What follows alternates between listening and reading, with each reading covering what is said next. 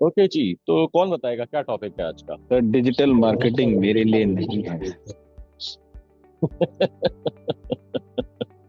ये ओके। बाकी सब जगह लगती है, खाली मेरे बिजनेस में नहीं लगती। हाँ, मेरा बिजनेस डिफरेंट है, मेरे में एप्लीकेबल नहीं या है। ओके। सो आपको मालूम ही है कि मेरे जितने भी सेशंस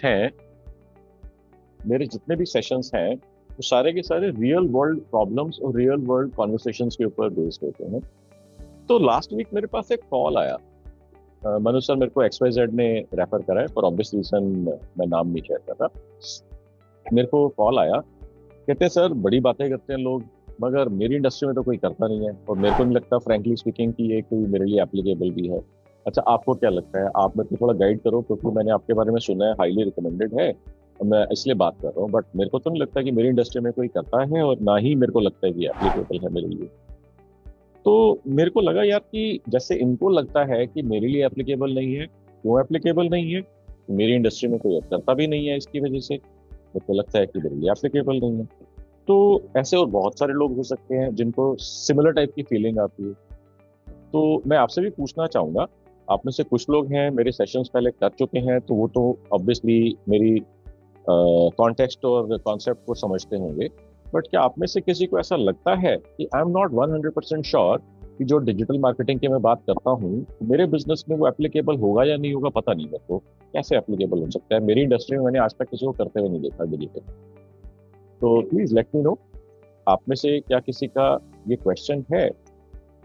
या हो सकता है अभी ना रहा हो मेरे इतने सारे सेशंस करने के बाद, अब से महीना पहले या 1.5 महीना पहले या 6 महीने पहले हो, जब तक आपने मेरे सेशन जब मेरे से बात नहीं करी थी या मेरे सेशन अटेंड नहीं करे थे, तब आपके माइंड में क्या फीलिंग आती थी कि क्या डिजिटल मेरे लिए एप्लीकेबल है?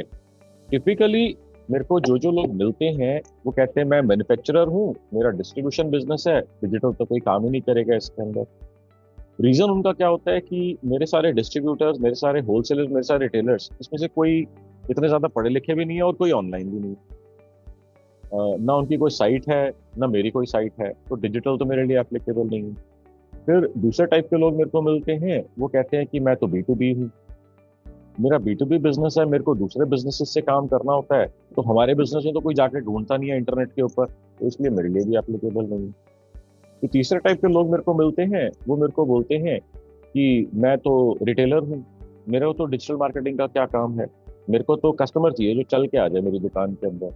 तो चौथे टाइप के जो लोग मेरे को मिलते हैं वो कहते हैं कि मेरे तो एक्सपोर्ट्स का काम है, एक्सपोर्ट्स के काम में डिजिटल मार्केटिंग का क्या काम है, हम एग्जीबिशंस करते हैं, XYZ करते हैं, हमारा जो है इस केस के अंदर कोई लेना देना ही नहीं है। और डिजिटल मार्केटिंग तो होती है उन लोगों के लिए जिनको यारी दोस्ती रिश्तेदारी निभानी होती है, B2C के अंदर या D2C के अंदर या E-कॉमर्स के अंदर डिजिटल मार्केटिंग होती है। फेसबुक, इंस्टा इंस्टा जो है सब वहाँ पर इसी चीज के लिए होती है।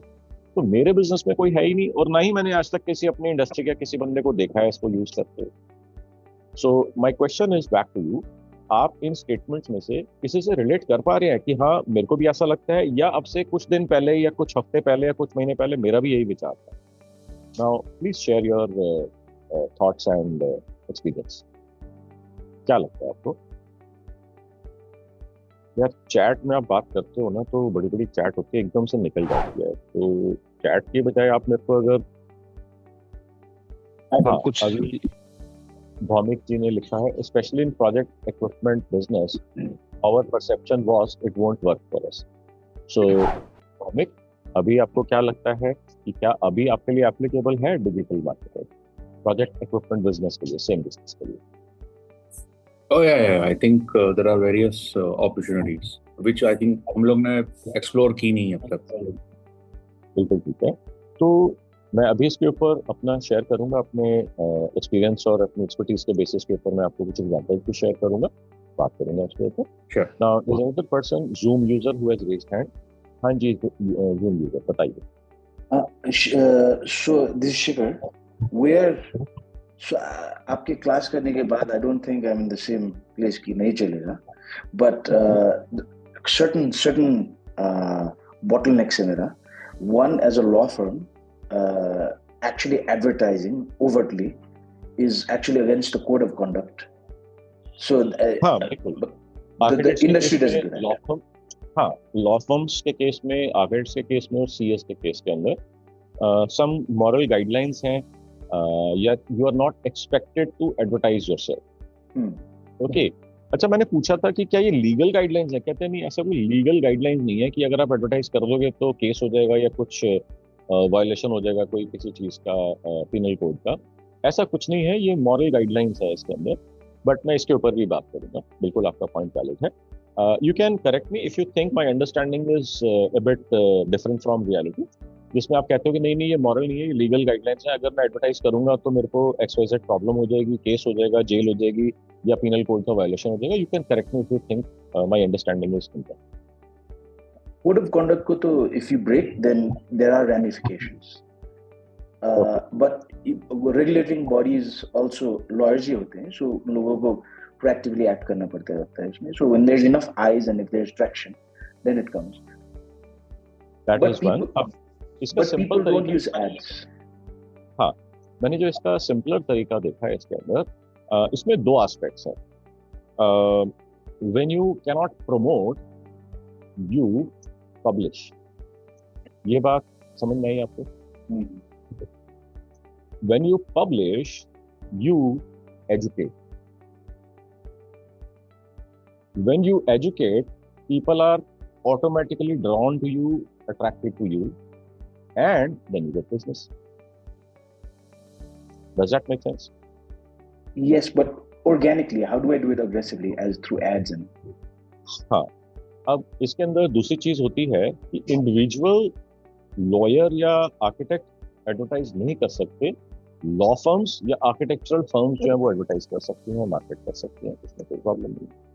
तो ये भी एक इसका वर्क अराउंड है।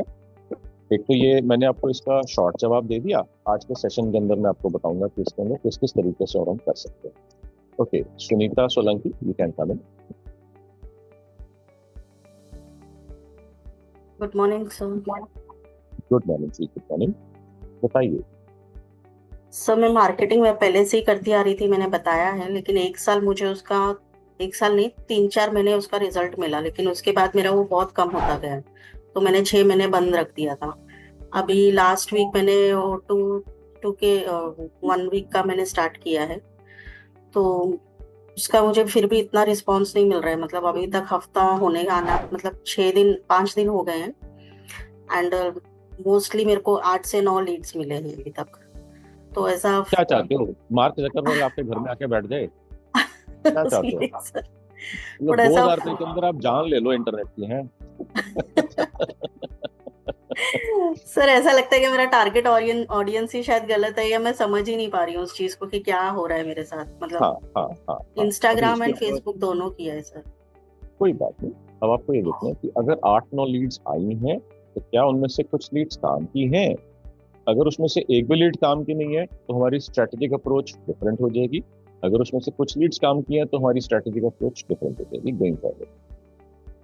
तो दो ही लीड्स मेरी कन्वर्जन हुई है, बाकी तो सब ऐसा हुआ कि नहीं अभी नॉट यूजफुल, कुछ अलग ही वो लोग क्राइटेरिया पूछ रहे हैं, तो फिर ऐसा भी हो रहा है। मतलब मेरे को 2 कन्वर्जन हुआ है। हाँ, कन्वर्जन हुआ है का क्या मतलब है? सेल आ गई है? कितने रुपए का आपका सेल आया है? जी अभी तो सिर्फ 1400 का ही हुआ है, बहुत बड़ा नहीं हुआ है सर, क्योंकि ऑफर थोड़ा मैंने एक उसमें दिया था, लिमिटेड उसमें। कोई बात, दोनों मिलाकर के, दोनों सेल मिलाकर के 1400 की सेल आई है।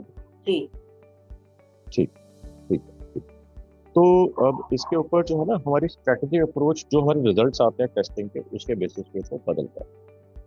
अब मैं आपको आपकी बात को शॉर्ट में जवाब देते हुए फिर मैं आगे बढ़ूंगा। जब भी हमारी मार्केटिंग के डिजायर्ड आउटकम नहीं आते हैं, दोबारा मैं बोल रहा हूँ, दोबारा ध्यान से समझना, जब भी हमारे मार्केटिंग के डिजायर्ड आउटकम या एंटिसिपेटेड आउटकम नहीं आते हैं तो टिपिकली 2 जगहों पे गलती होती है। या तो हमारी टारगेटिंग में गड़बड़ होता है या हमारे मैसेजिंग या कम्युनिकेशन के अंदर गड़बड़ होता है। और जब मैं डिग कर करके लोगों से घुस के पूछता हूँ तो मैं देखता हूँ कि दोनों ही गड़बड़ होते हैं। मैंने आपसे डिटेल में घुस के नहीं, मैंने पूछा है आपसे, तो मैं अभी आपकी बात के ऊपर कोई कमेंट नहीं करूंगा, मगर जब मैं लोगों से बात करता हूँ तो ये 2 गड़बड़ियां जो है मेरे को बार बार दिखती हैं कि जब भी वो कहते हैं कि हमने ये स्ट्रैटेजी लगाई, इसका रिजल्ट नहीं आया। जब मैं उनसे बात करता हूँ, जब मैं उसके अंदर डिगिंग करता हूँ, तो टिपिकली मेरे को समझ में आता है कि उन्होंने या तो कुछ अपना दिमाग लगा लिया या फिर इम्प्लीमेंटेशन में कहीं पे कुछ भूल हो गई, कहीं पे कुछ चूक हो गई जो कि शायद पकड़ में नहीं आई, जिसकी वजह से रिजल्ट्स नहीं। साइंस ऐसी है, काम करती है, बहुत अमेजिंग काम करती है। तो अब आपके लिए काम नहीं कर रही तो आप देखो कि कहीं टारगेटिंग में कोई गड़बड़ हो या फिर आपका मैसेजिंग में कोई गड़बड़ ना हो, तो इस चीज को आप एक बार चेक कर लो। Otherwise coming back to the session, कि अगर आप कह रहे हैं कि 8 लीड्स आई, उसमें से 2 कन्वर्ट हो गई, इसका मतलब डिजिटल मार्केटिंग काम करती है। अब आपको ऑप्टिमाइजेशन के ऊपर काम करना है कि मैं जो है कन्वर्टिंग लीड्स कैसे जनरेट करूं या कन्वर्टिंग क्लाइंट्स कैसे जनरेट करूं। सो आज का जो टॉपिक है मेरा उन लोगों के लिए है जिनको लगता है कि डिजिटल तो मेरे लिए बिल्कुल बेकार है, मेरे लिए काम ही नहीं करती। रीजन उनका बार बार ये देते हैं, जो वो मेरे को बताते हैं कि यार फेसबुक इंस्टाग्राम के ऊपर लोग क्या करने जाते हैं, वो जाते हैं अपना फोटो शेयर करने, अपनी एक्सपीरियंस शेयर करने, ये बताने के लिए कि ब्रेकअप हो गया है, नहीं मिल गई है, या मैं घूमने गया हुआ हूँ, या फैमिली के अंदर कोई फंक्शन है या सेलिब्रेशन है। इन लोगों से मेरा क्या काम है? मेरे को तो बिजनेस जनरेट करना है B2B से, मेरे को बिजनेस जनरेट करना है एक्सपोर्टर्स का, मेरे को बिजनेस जनरेट करना है OEM से। अब इन लोगों से मैं क्या बात करूं, ये जो लोग अपना सेलिब्रेट करने आए या फोटो शेयर करने आए या वीडियो क्लिप शेयर करने आए। So once again last chance, if there is anybody who thinks, उसके बाद फिर मैं आपको अपना एक्सपीरियंस और अपना टेक शेयर करूंगा। एनीबॉडी हु थिंक्स कि हाँ यार बात तो ठीक है, मेरे लिए तो कोई काम ही नहीं है इसके अंदर। सर हमारे लिए तो हर वर्टिकल में लगता है ये, जैसे एक्सपोर्ट में भी और डोमेस्टिक में भी। बिल्कुल। और दूसरा जो ऑप्टिमाइजेशन में मेरे को ऐसा लगता है कि जैसे आज एक आदमी जो है ना, ये फोन मिलाने से भी मतलब आता है, उसके सामने सबसे पहले फोन से भी बेटर ऑप्शन इंटरनेट है सर्च करने के लिए। मतलब फोन पे 4 जगह पता करने से पहले वो इंटरनेट पे अपनी वो कर लेता है। तो इंटरनेट पे वो अपनी जब जरूरत के हिसाब से सर्च करता है तो उसकी जरूरत में हम लोग फिटमेंट, हमारे जो कंटेंट है वो फिटमेंट कितने होता है, वो एक मैंने उस तक पहुंचने तक का जरिया मेरे ख्याल में। बिल्कुल बिल्कुल बिल्कुल बिल्कुल बिल्कुल बिल्कुल ठीक है। तो अब मैं इसके ऊपर अपना शेयर करूंगा, अपना एक्सपीरियंस, अपना टेक। मैं अपनी हर वर्कशॉप के अंदर पूछता हूँ लोगों से, जो मेरे 1 डेज के अंदर या 4 डेज के अंदर या बुक राइटिंग के अंदर या लिंक्डइन वर्कशॉप के अंदर या 5 मंथ्स वर्कशॉप के अंदर, मैं हर बार ही पूछता हूँ कि आप में से कितने लोगों को लगता है या वर्कशॉप ज्वाइन करने से पहले लगता था कि डिजिटल मार्केटिंग का मेरे बिजनेस के अंदर, मेरी इंडस्ट्री के अंदर कोई काम नहीं है। बहुत सारे लोग हाथ उठाते थे कि सर मेरे को लगता था। अब आ गए हैं तो ऑब्वियसली आपसे बात करके या आपका कोई सेशन अटेंड करके मेरे को लगता है कि शायद पॉसिबिलिटी है कि DM मेरे लिए काम कर सकती है। अब इसके अंदर मैं 2 यहाँ पर आपको लॉजिक्स दूंगा, मैं आपको बताना, आपको मेरी बात समझ में आई या आपको लगा कि नहीं कितनी नॉनसेंस बेकार की बात कर रहे हैं। अब आपका जो भी बिजनेस है, हम जिस भी बिजनेस के बारे में बात कर रहे हैं, आप मेरे को बताओ कि क्या आपके उस बिजनेस के अंदर स्ट्रेटेजिक मार्केटिंग करी जाए तो क्या वो बिजनेस ग्रो करा जा सकता है या तेजी से ग्रो करा जा सकता है? Okay, once again I am repeating the question. आपका कोई भी बिजनेस है, आप भले आर्किटेक्ट हो, CA हो, आप मैन्युफैक्चरर हो, OEM को टारगेट करना चाहते हो, सप्लायर हो, सर्विस प्रोवाइडर है, सॉफ्टवेयर डेवलपमेंट है, कुछ भी आपका बिजनेस है, अगर आपके बिजनेस के लिए हम स्ट्रेटेजिक मार्केटिंग प्लान करें, उसको एग्जीक्यूट करें, तो क्या आपको फास्टर ग्रोथ मिल सकती है या ग्रोथ मिल सकती है? My question to all of you, please let मी।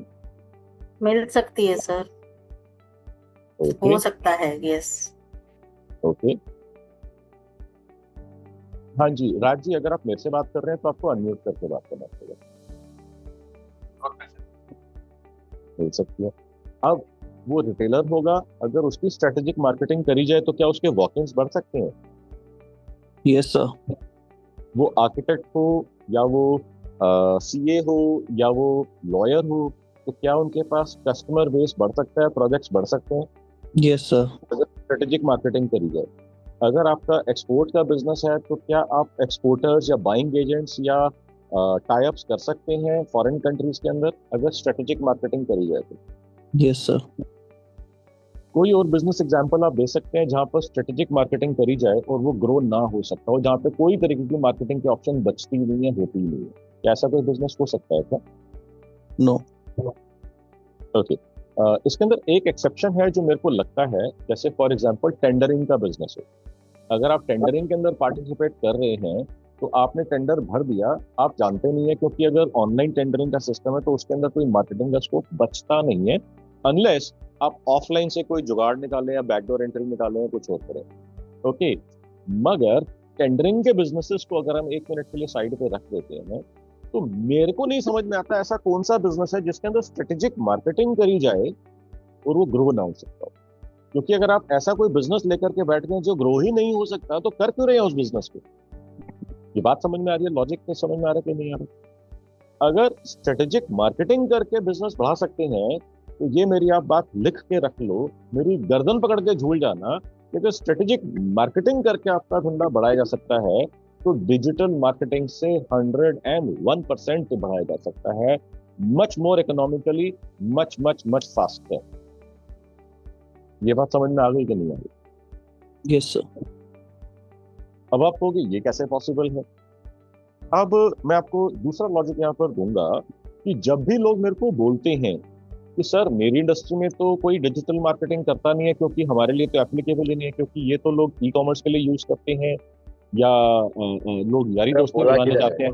अब यहाँ पर मैंने एक बिहेवियर नोटिस करा है इतने सालों के बाद, इतने सालों में, कि जब ऐसे लोग मार्केटिंग, डिजिटल मार्केटिंग करते हैं तो जितना वो छापते हैं उतना और कोई नहीं छाप पाता। मालूम है क्यों?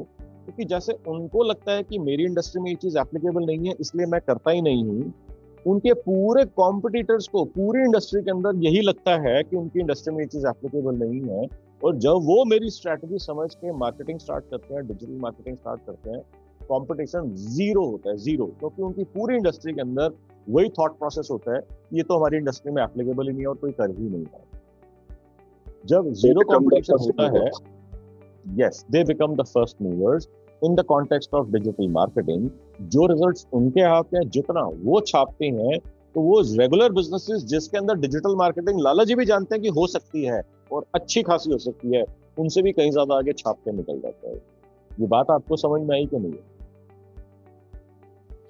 Yes sir. ओके, सो अब यहाँ पर आप में से कोई जना मेरे को अपने बिजनेस का एग्जांपल दो, मैं आपको उसके अंदर थॉट प्रोसेस आपको बताऊंगा कि आपको सोचना कैसे है कि इस बिजनेस को स्ट्रेटेजिक मार्केटिंग के अंदर कैसे डाला जा सकता है। Is there anybody who would like to share about his और हर बिजनेस? और मैं उसके अंदर कुछ नंबर्स या कुछ डिटेल्स आपसे जानना चाहूंगा। If you are comfortable sharing those in this public session तो आप मेरे लिए हाथ रेस कर सकते हैं, मैं भी आपसे बात करूँ। सो विल स्टार्ट विद राज, आपसे स्टार्ट करें क्योंकि आपका वीडियो ऑन है, सामने आप मेरे को दिख रहे हो। तो राज थोड़ा सा आप एक्सप्लेन कर दो आपका क्या बिजनेस है, क्या प्रोडक्ट्स है? सर मेरा रेडीमेड गारमेंट्स का है, रिटेल शोरूम है सर। ओके, तो रेडीमेड गारमेंट्स के अंदर आपका मेन है, वुमेन है, किड्स है, क्या है? Family store sir, family store है सर पूरा। ओके, और इसके अंदर आपके जो है पार्टी वेयर है, एथनिक वेयर है, किस तरीके? All sir, all sir, casual to party wear sir, all showroom है सर, ऑल शोरूम जी। ठीक है, और कौन से प्राइस से कौन से प्राइस तक वेरी करते हैं? अगर हम मेन की बात करते हैं तो लेट्स से एक शर्ट की बात करते हैं so that people would be able to relate. तो अगर हमारे को एक कमीज खरीदनी है लोगों के लिए, किसी आदमी के लिए, तो उसका प्राइस कहाँ से कहाँ तक वेरी करता है आपके? अभी सर 300 से 2000 तक। ठीक, और ये ब्रांडेड है या non branded? Non branded sir. ठीक है, ठीक है। अभी कितने साल हो गए आपको इस स्टोर को बनाए हुए? सर अभी स्टार्टिंग 2004 से स्टार्ट। 2004 यानी कि 21 साल हो गए जी। ओके, तो 21 साल में आपने राज जी लगभग कितने कस्टमर्स अटेंड करे होंगे जिन्होंने कुछ भी आपसे कुछ पैसे दे करके बाय कराए? नंबर ऑफ कस्टमर डेली से, मतलब 300-400 कस्टमर डेली आते हैं सर। ओके, तो अगर हम इसका कैलकुलेशन निकालते हैं कि 300-400 कस्टमर्स आपने बोला, तो लेटर से 350 मान लेते हैं, या चलो 300 मान लेते हैं। 300 कस्टमर डेली के हुए तो महीने के कितने हो गए? 9000 कस्टमर्स मोटा मोटा जी जी। और 9000 कस्टमर्स महीने के हुए तो साल के कितने हो गए? लगभग 1,10,000 जी। हाँ, 1,08,000 में समझ गया, बट जस्ट फॉर सिंपली के लिए मैंने सिंप्लीफाई करने के लिए 1,10,000 जी। अब 20 साल पहले 21 साल पहले जब आपने स्टार्ट करा होगा तब हो सकता है इतने कस्टमर्स ना होते हैं, तब हो सकता है कम होते हैं कस्टमर्स, फिर धीरे धीरे करके कस्टमर ग्रो होना शुरू हुए, स्टोर्स हमारे बढ़ गए, पॉपुलर हो गए। तो अगर हम ये मान के चलें तो 20 साल में हो सकता है 20 लाख कस्टमर्स तो नहीं हुए होंगे, मगर हम 8-10 लाख कस्टमर्स मान सकते हैं, 7-8 लाख कस्टमर्स मान सकते हैं कि आपसे कुछ ना कुछ खरीद के गए होंगे। वो रिपीट भी होता रहता है, रिपीट चलते रहते हाँ, हैं। बिल्कुल बिल्कुल बिल्कुल बिल्कुल बिल्कुल। जी जी तो मैंने जी। क्योंकि कस्टमर्स की बात करी है ना, मैंने ट्रांजैक्शंस की बात नहीं करी है। ये 8 लाख कस्टमर्स जो है आपको मल्टीपल ट्रांजैक्शंस आपको पिछले 21 साल में देख सकते होंगे। जी। अब आप मेरे को ये बताएं कि 8 लाख कस्टमर्स में से कितने लोगों के आपके पास मोबाइल नंबर और ईमेल एड्रेस है? मोबाइल नंबर सर होंगे 50,000। क्या बात है, 8 लाख 10 लाख में से सिर्फ 50,000 का लेके बैठे हो आप? एक्चुअली पहले डेटा लेते ही थे हम लोग, ये अभी लेना शुरू किया है थोड़े टाइम से, तो अभी कंटिन्यू कर दिया आपने लेना। चलो कोई बात नहीं, जी। अगर आपने कंटिन्यू कर दिया है तो साल के अंदर आपके पास फिर से लाख कस्टमर्स का डेटा आपके पास आ जी जाएगा। बिल्कुल बिल्कुल बिल्कुल सर, बिल्कुल ठीक है। तो अब आप ये देखो कि आपके पास लगभग 50,000 कस्टमर्स का डेटा है जो लोग आपसे पास्ट में कुछ सामान खरीद चुके हैं। अब यहाँ पर मैं 1-2 लेवल डीप जाऊंगा, बहुत ज्यादा डीप नहीं जाऊंगा, सिर्फ 1 या 2 लेवल डीप जाऊंगा इसके अंदर।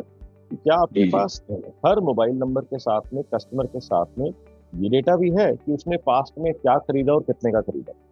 जी जी बिल्कुल सर।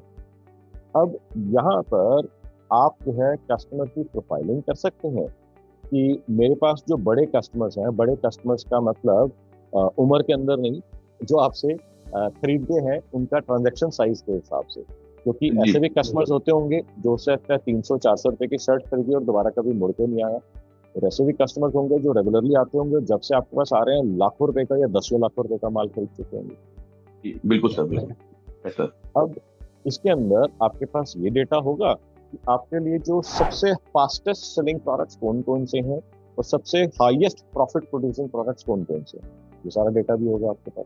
जी बिल्कुल।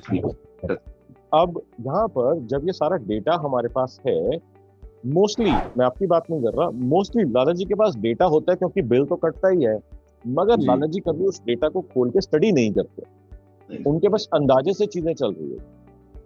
अगर हम उस डेटा को स्टडी करते हैं और अगर हम ये निकालते हैं कि what are my fastest moving products, okay, they may not be high margin products but they bring the customers in faster and in larger volumes, क्योंकि फास्टर सेलिंग या फास्टेस्ट सेलिंग का मतलब है कि सब लोग इजीली उसको खरीदते हैं या बहुत ज्यादा लोग खरीद लेते हैं। So those products would become our foot in the door strategy, कि एक बारी वो दुकान में आ जाए, स्पेसिफिकली कुछ खरीद ले, एक बारी हमारे पास उसका डेटा आ जाए। अब जब हमारे पास ये प्रूफ है कि इस बंदे ने कुछ खरीदा है, अब ये कंप्लीटली और सिर्फ आपकी जिम्मेदारी है कि उसको दोबारा कितनी बारी अपनी दुकान के ऊपर लेकर के आना है, और हर बारी जब भी वो विजिट करता है, अगर वो चीज ए लेने के लिए आया है तो उसको B C D E F G H से लेकर जेड तक और क्या क्या बेचता है। ये आपको लॉजिकली बात समझ में आ रही है? सब लोग मेरे साथ हैं, आप देख रहे हो मैं कैसे थॉट प्रोसेस को डेवलप कर रहा हूं मैं। अब यहाँ पर जब कोई कस्टमर आ गया मेरे पास में, दुकान के अंदर वॉक इन आ गया, तब मेरी जिम्मेदारी है कि अगर वो ए लेने आया है तो मेरे को A1, A2, A3, A5, A10 कुछ और भी बेचना है। साथ ही साथ में इसको हम बोलते हैं अपसेलिंग। साथ ही साथ में अगर वो ए लेने आया तो हमारे को B, C, D, E, F, G, H, X, Y, Z तक बेचना है, जिसको बोलते हैं क्रॉस सेलिंग।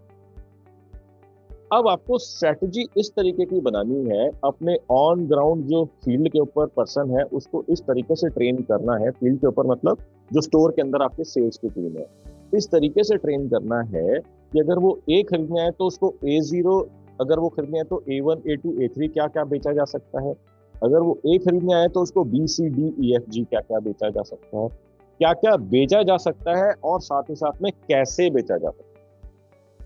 अब ये अगर आपने दो चीजें कर दी तो आपकी सेल बढ़ेगी कि नहीं बढ़ेगी?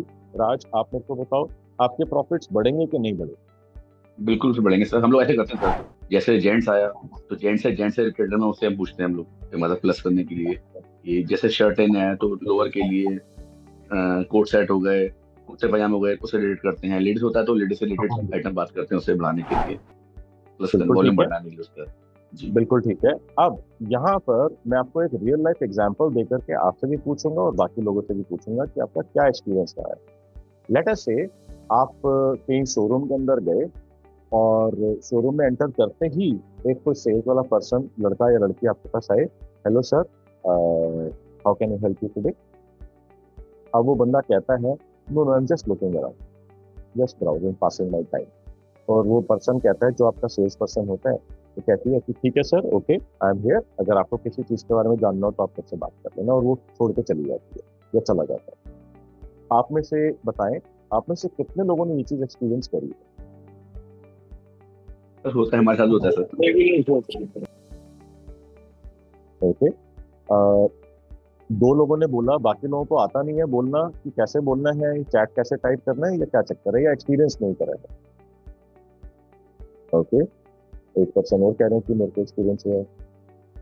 ओके, अब 3-4 लोग बोलते हैं। अच्छा, चलो एक और एक्सपीरियंस मैं आपसे पूछता हूँ कि आप लोग मेरे को बताओ कि क्या कभी आप में से किसी ने ऐसा एक्सपीरियंस करा है कि आप स्टोर में गए और आपने फिर से वही उसने सेम क्वेश्चन पूछा हेलो करके, और आपने बोला कि नहीं, आई एम जस्ट टाइम पास कर रहा हूँ, ऐसा कुछ लेने का मन में नहीं। और आप जहाँ जहाँ जिस जिस स्टोर के जिस जिस गली नुक्कड़ या काउंटर के ऊपर जा रहे हैं, तो सेल्स का पर्सन आपके साथ साथ चलता जा रहा है। 2-3 फुट दूर है, मगर जहां आप जा रहे हैं वो आपके पीछे आके खड़ा हो जा रहा है। वहां बोल कुछ नहीं रहा, मगर खड़ा हो जा रहा है वहां पर आपके पास साथ में। तो आपको बड़ा अजीब सी फीलिंग आती है और आप कहते हैं यार बड़ा अजीब सी फीलिंग आ रही है, मैं छोड़ के चला जाता हूँ, और वो छोड़ के चले जाते हैं। अब आप लोग बताओ कि क्या आप में से कभी किसी ने ऐसा एक्सपीरियंस करा है? सिर्फ ने बोला हाँ मैंने एक्सपीरियंस करा है।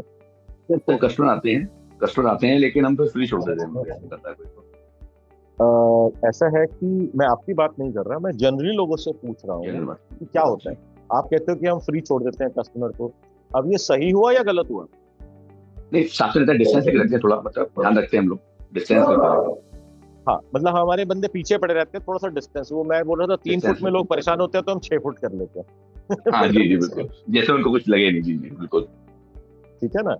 अब यहाँ पर आप मेरे को बताओ, दोनों में से कौन सा तरीका सही है from the perspective of store seller?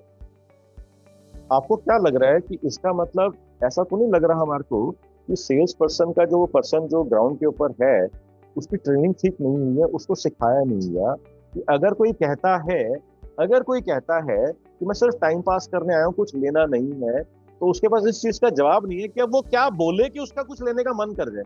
Hello,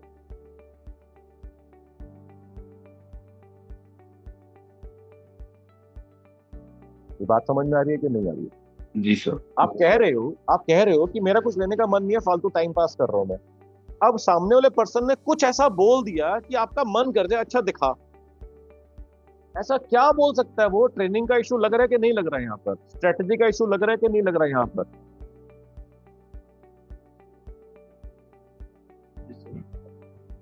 ji sir. दो लोगों की बात समझ में आई, बाकी को समझ में नहीं आई बात।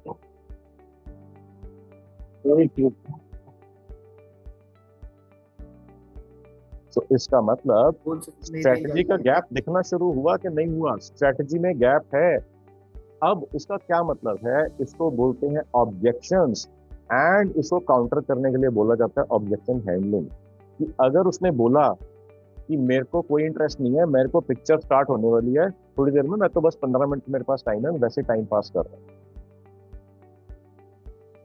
अब इसका मतलब मालूम नहीं है कि सेल्स पर्सन ऐसा क्या बोले तो पिक्चर को भी 1 मिनट के लिए भूल जाए, पहले बोले अच्छा दिखा। समझ में आ रही है बात कि नहीं आ रही है? जी सर। अब यहाँ पर दूसरी चीज, स्ट्रेटजी लेवल के ऊपर चलते हैं कि ऐसी क्या स्ट्रेटजीज हो सकती हैं जहां पर कस्टमर खुद बोले और क्या क्या बेच सकते हो, मेरे को बेच दो।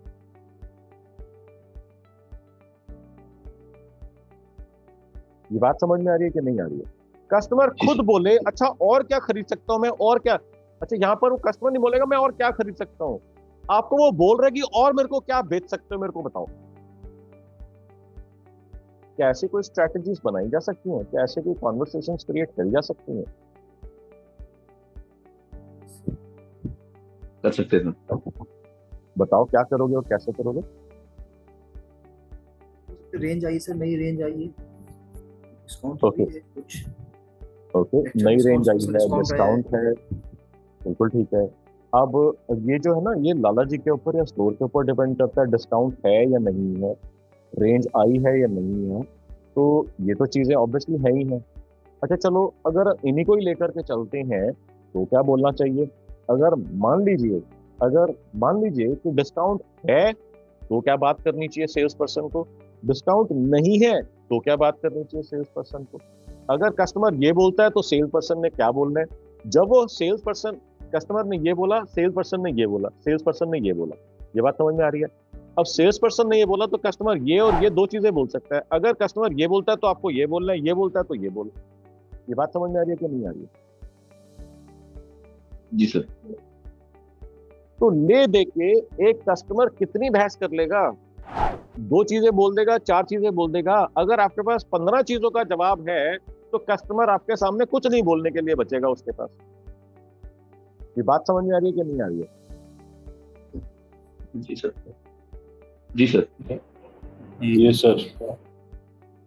तो आपको बेसिकली क्या करना है एज ए लाला जी? आपको अपने एयर कंडीशन रूम से बाहर निकलना है, अपनी गाड़ियों से बाहर निकलना है और रियल कस्टमर्स को स्टडी करना है, उनसे इंटरेक्ट करना है कि वो बोलते क्या क्या हैं, बोलते क्या है वो। अगर वहां पर कस्टमर आकर के बोला, क्योंकि अभी हम रिटेल की बात कर रहे हैं, गारमेंट सेलिंग की बात कर रहे हैं, तो मैं आपको एक दो स्ट्रेटेजिक अप्रोचेस बताऊंगा इसके अंदर कि ऐसी क्या कॉन्वर्सेशन क्रिएट करी जा सकती है जहां पर कस्टमर खुद आके बोलेगा, भाई मेरे पास इतना पैसा है, बताओ सारा ले सकते हो या थोड़ा सा ले सकते हो इसमें से, या अगर बहुत ज्यादा मजबूर करोगे तो मैं इसके अंदर और पैसे भी ऐड करके दे दूंगा। ऐसी क्या कोई कॉन्वर्सेशन क्रिएट करी जा सकती है Raj ji and everybody else? जी सर, कर सकते हैं सर। तो बताओ ना, करी क्यों नहीं अभी तक? अभी बताओ क्या करोगे? नहीं, हम लोग करते हैं ट्राई सर, कस्टमर के पीछे लगते हैं हम लोग। जैसे मतलब जैसे कस्टमर अगर के नहीं पीछे नहीं पड़ना है, कस्टमर के पीछे नहीं पड़ना है। कस्टमर के पीछे पड़ोगे दोबारा मुड़ के नहीं आए। ऐसे अपने क्या बोलना है जहां पर कस्टमर खुद बोलेगा, अच्छा दिखाओ क्या क्या है, अच्छा मेरे पास तो इतने पैसे हैं, इसमें अगर कुछ आ सकता है तो ठीक है, नहीं तो कुछ करके मैं और पैसे ले आऊंगा, मगर दिखा दो क्या है, क्या क्या बेच सकते हो मेरे को। सुन के क्या फीलिंग आ रही है कि अगर ऐसा हो जाए तो क्या होगा हमारी सेल्स के अंदर, रेवेन्यूज के अंदर, प्रॉफिट्स के अंदर? सेल ग्रोथ बढ़ेगी। सब लोग सुन रहे हैं यहाँ पर, सब लोग देख रहे हैं, सेल बढ़ेगी सर। जी जी। सब लोग। कैसे मैंने आपको कॉन्वर्सेशन को पिक करा है, कैसे मैंने आपको इसके अंदर धीरे धीरे करके नेक्स्ट लेवल के ऊपर लेकर के जा रहा हूँ। अब आपको सोचना कैसे है। अब मैं आपको सिर्फ क्वेश्चन ले जाकर के नहीं दूंगा, मैं आपको उसका आंसर भी दूंगा। अब सब लोग आप मेरे को बताओ कि 300, 500, 2000 रुपए की कमीज हर बंदा खरीद सकता है? 300, 500, 2000 रुपए की पैंट हर बंदा खरीद सकता है? इसी तरीके से कोट हो गया, पैंट हो गया। कोट पैंट जो है कितने का आता होगा आपके यहाँ पर राज? सर 2000 से 25,000। 2000 से 25,000 तक का कोट पैंट आता होगा। अब यहाँ पर सब लोग ध्यान से सोच के बताना, क्या आपने ऐसे लोग देखे हैं जिन्होंने 10,000 का, 20,000 का, 50,000 का, 1 लाख का, 2 लाख का सूट पहना हुआ है, मगर समहाउ उसके बॉडी के ऊपर वो ठीक नहीं लग रहा, कुछ गड़बड़ लग रही है, कुछ मिसिंग लग रहा है। सेम चीज मेन के लिए है, सेम चीज विमेन के लिए है। क्या आप में से कभी किसी ने नोट करा है कि बंदे को पैसे की कमी बिल्कुल नहीं है, मगर जो पहना हुआ है उसने वो समहाउ उसके बॉडी के ऊपर, उसके फेस के ऊपर या उसके फिट के ऊपर ठीक नहीं लगा, सूट नहीं कर रहा उसको? सुना है कभी आपने ऐसा? देखा आपने? सुनना क्या होता है तो देखा ही होगा आपने। होता सर, बिल्कुल। इसका क्या मतलब है? एक ऐसी पर्सन से बात हो रही थी, फैशन डिजाइनर, कहती है आदमियों को, लड़कों को तो अक्ल होती नहीं है खरीदने की अपने कपड़े, इसीलिए मोस्टली वो अपनी सिस्टर को या गर्लफ्रेंड को या मम्मी को या वाइफ को साथ लेकर के जाते हैं। जब तक वो हाँ नहीं बोलती देखते रहते हैं, जब वो हाँ बोलती है तो पैसे दे देते हैं। बताओ आप में से कितने लोग एग्री करते हैं, कितने लोग डिसएग्री करते हैं? True sir. बताओ। वैलिडेशन की बात है, वैलिडेशन की बात है। अरे भैया, वैलिडेशन का मतलब आप अंग्रेजी के जो मर्जी चीजें बोल लो, पॉइंट ये है कि अक्ल नहीं है लोगों को। वैलिडेशन तभी तो करा रहे हो जब कॉन्फिडेंस नहीं है कि लूं कि ना लूं। सर फिर 5 कपड़े उनके आते हैं और 1 हमारा आता है। हाँ, एक हमारा आता है, और फिर सबसे बड़ी बात है कि हम ले जाते हैं घर में अपनी मर्जी से खरीद के, तो फिर या तो बेटी कुछ बोल देती है, या माँ कुछ बोल देती है, या वाइफ कुछ बोल देती है, ये क्या लेकर के आ गए, फिर जाके वापस करके फिर उनको साथ में जाके कुछ और लेकर के आना पड़ता है। कितने लोग एग्री करते हैं, कितने लोग एक्सपीरियंस करते हैं ये चीज?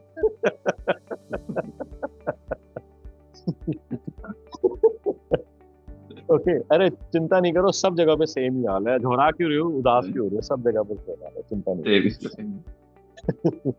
अब यहाँ पर इसके अंदर आपको क्या समझना है?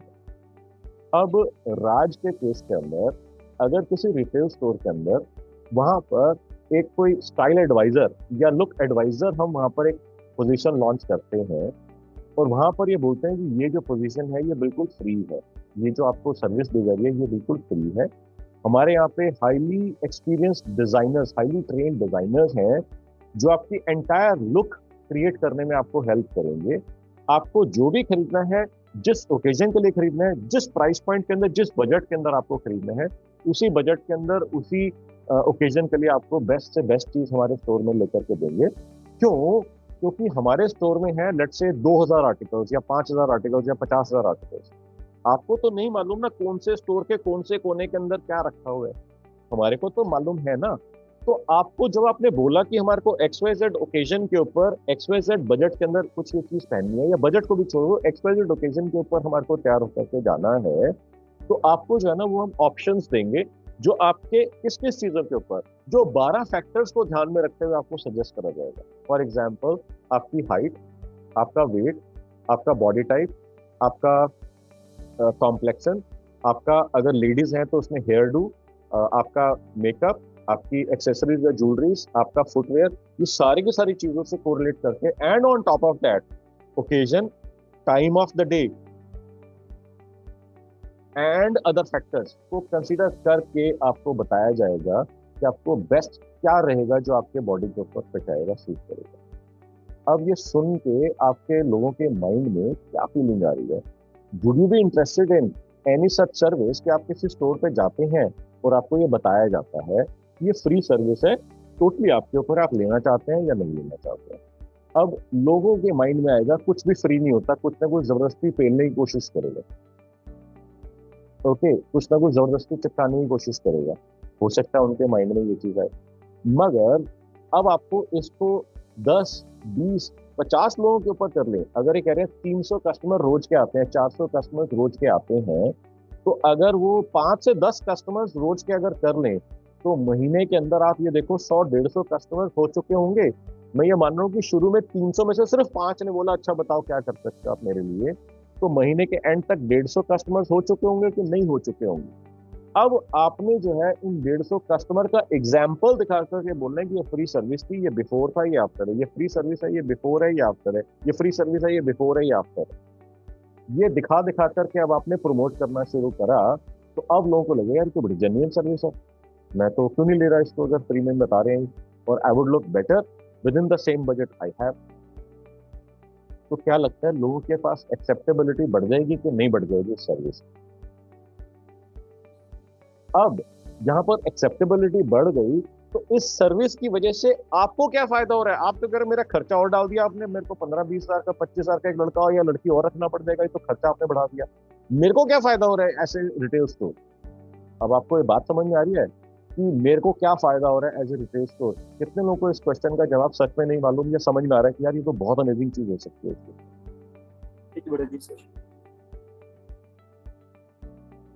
कैसे सेल बढ़ जाएगी? क्लाइंट ज्यादा आएगा उसको देख के। वन, कि अगर ये सर्विस जैसे जैसे पॉपुलर होगी ज्यादा क्लाइंट्स आने लगेंगे इसके ऊपर, और क्या फायदा होगा इसके अंदर?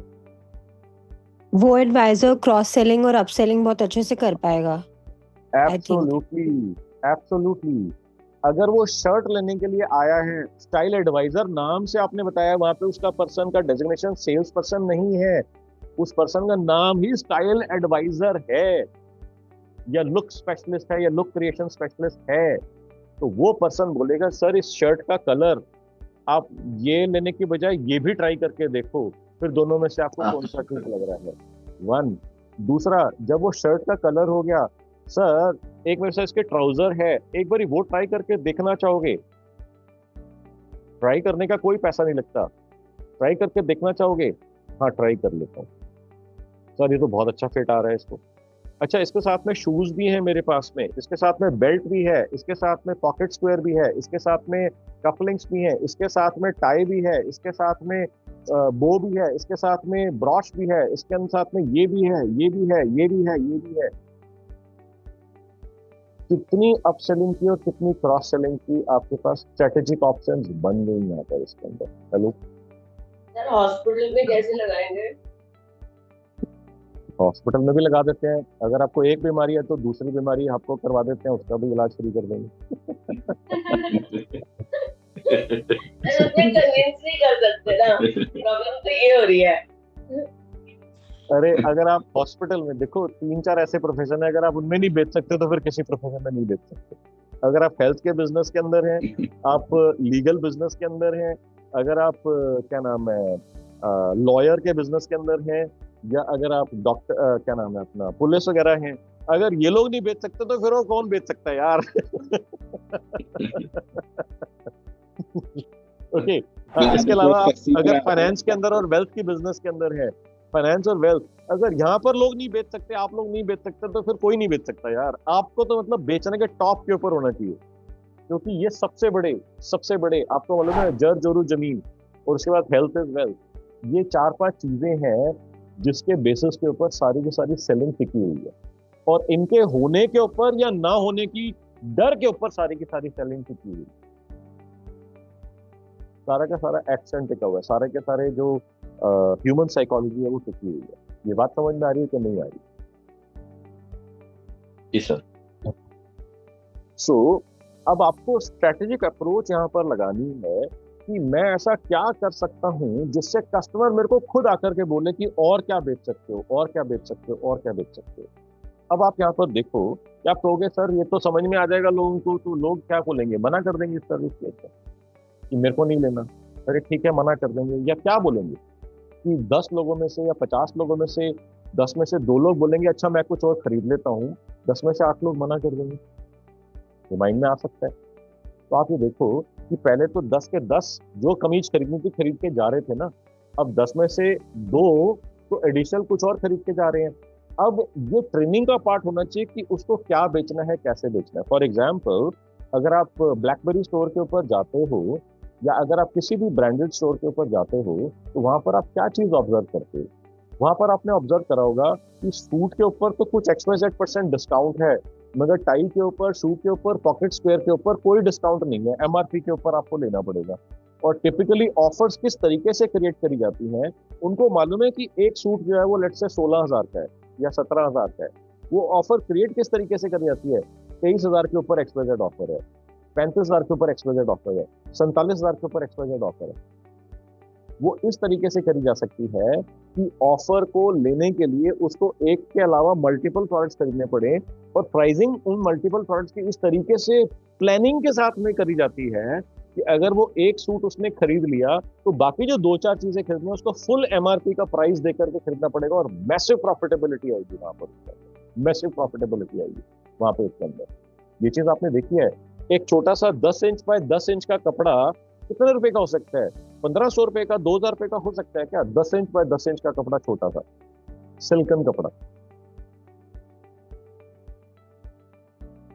मगर सबने खरीदा होगा पॉकेट स्क्वायर के नाम पे। 1,000 रुपए, 1,500 रुपए, 1,500 रुपए, सबने 2,000 रुपए खरीदा होगा। सबने खरीदा कि नहीं खरीदा आपने 10 इंच बाय 10 इंच का कपड़ा स्क्वायर साइज के अंदर?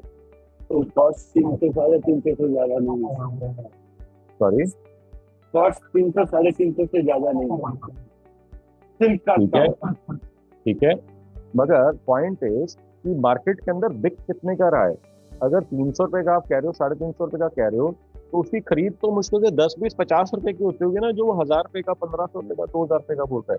वो थोड़ी 300 रुपए का 350 खरीद के 300 में बेच रहा होगा, या 900 रुपए खरीद के 1,000 जी में बेच रहा होगा।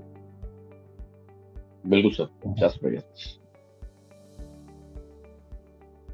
तो आपको समझना क्या है, प्रॉफिट निकालना लाला जी को आना चाहिए। अगर लाला जी को प्रॉफिट निकालना नहीं आता तो कोई सेल्स का मैनेजर या कोई सेल्स का प्रॉफिट निकाल कर नहीं देगा आपको। ये बात कितने लोगों को समझ में आ गई या नहीं आई? बिल्कुल नहीं आई। Yes sir. अब यस आप कहोगे ये मार्केटिंग स्ट्रेटजी तो समझ में आ गई, इसका डिजिटल की तो आपने कोई बात ही नहीं करी अभी तक। डिजिटल कहाँ से आता है इसके अंदर? अब हम बात करते हैं कि आपको वॉक-इन्स जो लेकर के आने हैं, वहां पर डिजिटल आपको हेल्प करेगा। वॉक-इन्स लाने के साथ में जो उनको पहले से हम एजुकेट करके बोलेंगे, 50,000 लोगों का डेटा है, 50,000 लोगों को भी तो हम ये बोलेंगे ना कि अब हमारे पास ये लुक क्रिएशन सर्विस आ गई है, हमारे पास ये नया सामान, हमने नई कलेक्शन हमने लॉन्च करी है, अब ये एंड ऑफ सीजन सेल लगने वाली है, अब हमारे पास ये नई कलेक्शन आई है, हमारे पास अब ये नया कलर या नए पैटर्न या नए सूट्स आ गए हैं, ये नई शेरवानीज आ गई हैं, ये नई साड़ीज आ गई हैं, ये नई XYZ आ गई हैं। ये सारे के सारे हम उन 50,000, अब 50,000 लोगों को तो हमको ये बताने की जरूरत नहीं है। अगर हम देख रहे हैं कि ये जेंट्स का नंबर है तो उनको जेंट्स रिलेटेड चीज बताएंगे, अगर ये फीमेल्स का नंबर है, लेडीज का नंबर है तो लेडीज रिलेटेड चीज बताएंगे। फिल्टर करके कैसे होगा? कैसे होगा? यहाँ पर आप देखो, अगर आपके पास ईमेल्स हैं तो यहाँ पर आपकी ईमेल मार्केटिंग खुल जाएगी, फेसबुक मार्केटिंग खुल जाएगी। अब फेसबुक मार्केटिंग कैसे खुल जाएगी? मैंने बहुत सारे पहले सेक्शंस के अंदर इसके बारे में बात करी है, अगर आपको क्लियर नहीं है तो डोंट वरी, खुल जाती है। ओके, 2K1W का एग्जाम्पल है उसके अंदर। अगर आपके पास मोबाइल नंबर्स हैं तो मोबाइल नंबर के हिसाब से आपके पास क्या क्या खुल जाएगा? कॉलिंग खुल जाएगा, करनी नहीं है मगर, व्हाट्सएप खुल जाएगा, और क्या क्या खुल जाएगा? Facebook marketing and Instagram marketing खुल जाएगा। तो 3-4 ऑप्शंस खुल जाएंगे सिर्फ मोबाइल नंबर के बेसिस पे। ये बात समझ में आई कि नहीं है? जी सर। ओके, अब बोलना क्या है? बोलना है कि उनको क्या फायदा होगा। तो फायदा मतलब न्यू लॉन्च, कि अब हमारे पास ऐसी कलेक्शन आ गई जो किसी और के पास नहीं है, आ जाओ देखिए। फिर उसके बाद आ गया एंड ऑफ सीजन सेल, फिर उसके बाद आ गया लुक क्रिएशन सर्विस, फिर उसके बाद आ गया कि बाकी लोग जो मेरे पास आ रहे हैं उनको मेरे से डील करके क्या फायदा है। यानी अगर हम लुक क्रिएशन सर्विस को ही एक स्टेप आगे लेकर के चलते हैं, जिसके अंदर before, after and make over की सारी साइंस आ गई, क्योंकि अगर आप उस चीज को पॉपुलर कराओगे, जब पर्सन वो आएगा तो आपको यहाँ पर जितनी बारी भी वो आएगा, लुक क्रिएशन सर्विस के नाम के ऊपर आपको अपसेलिंग एंड क्रॉस सेलिंग का मेजर एडवांटेज मिलेगा हर every single time with except. And this is also going to be one another reason that he steps in or more people step in। बात समझ में आ रही है सबको कि नहीं आ रही?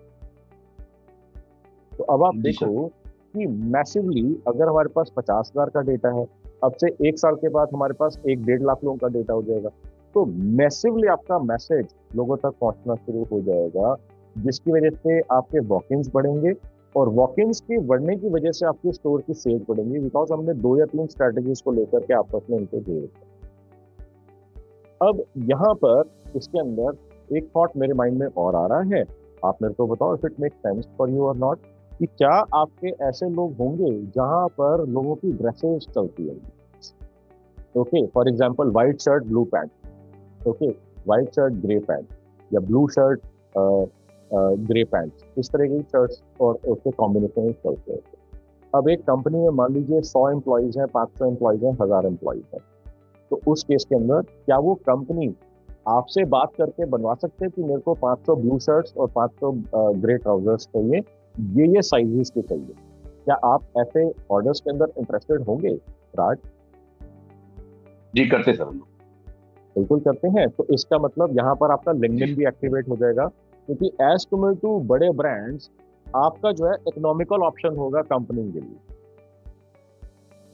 तो उस केस के अंदर companies would be more inclined to buy from suppliers like you। LinkedIn पे कर सकते हैं हम लोग। हाँ, तो ये चीज आप लिंक्डइन के ऊपर कर सकते हैं। सारी की सारी कंपनीज को आप लिंक्डइन के ऊपर अप्रोच कर सकते हैं कि आप ये बता सकते हैं आपकी कंपनी के अंदर अगर एम्प्लॉइज की ड्रेसेस हैं तो हम ड्रेसेस आपको कस्टम क्रिएट करके दे सकते हैं। आपको सिर्फ हमारे को साइज बताना है कि 40 के इतने चाहिए, 42 के इतने चाहिए, 46 के इतने चाहिए, 44 के इतने चाहिए, 38 के इतने चाहिए, वो आपको हम दे देंगे। अगर आप चाहें तो इसके अंदर हमारे से कस्टम टेलरिंग या जिसको बोलते हैं ना, वो क्या नाम है, फिट करने के लिए होता है ना, जो कस्टमाइज हल्का सा, कि मतलब किसी का पैंट शर्ट थोड़ा सा नीचे से फोल्ड करके ऑल्ट्रेशन के लिए ऑल्ट्रेशन। जी हाँ, तो या तो एम्प्लॉइज वो खुद अपने अपने लेवल पे करवा सकते हैं, otherwise for a very small little fee हम लोग आपको करके दे देंगे। आपके एम्प्लॉइज को हमारे पास आना पड़ेगा नीरज स्टोर से। अब जी ये करने से क्या आपको एक एक कंपनी के हंड्रेड्स या थाउजेंड्स ऑफ एम्प्लॉइज को ऑर्डर मिल जाएगा? Will that be useful for your business?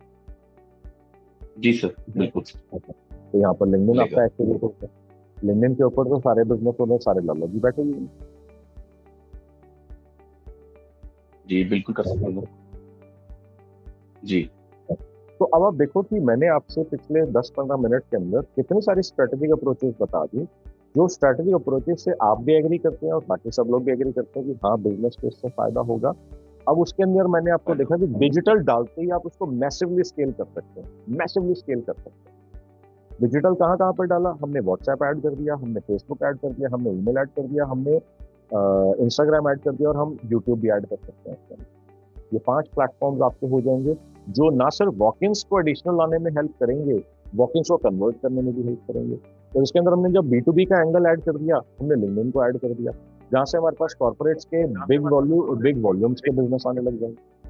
अब ये चॉइस हमारी है कि हम इसमें से कौन सी चीज करना चाहते हैं या कौन सी चीज पहले करना चाहते हैं, कौन सी चीज बाद में करना चाहते हैं। एंड देन डिजिटल की वजह से जिस लेवल के ऊपर आपको स्केल मिलेगा, और कोई चीज और कोई साइंस और कोई स्ट्रेटेजिक अप्रोच कन्वेंशनल या ओल्डर मार्केटिंग स्ट्रेटेजीज के अंदर पॉसिबल ही नहीं है, एग्जिस्ट ही नहीं करती इसके अंदर इतनी पावर जो डिजिटल के अंदर करती है।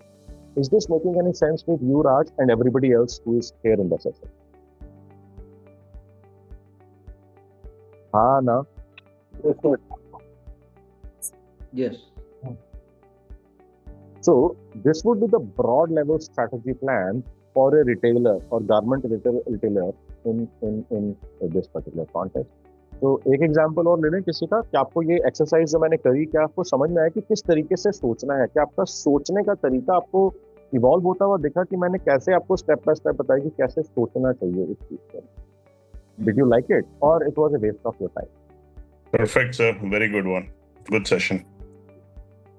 ओके, एक जने को पसंद आया। अब एक जने के लिए तो सारी चीज बार बार रिपीट नहीं करनी चाहिए क्योंकि बाकी लोगों को पसंद नहीं आया।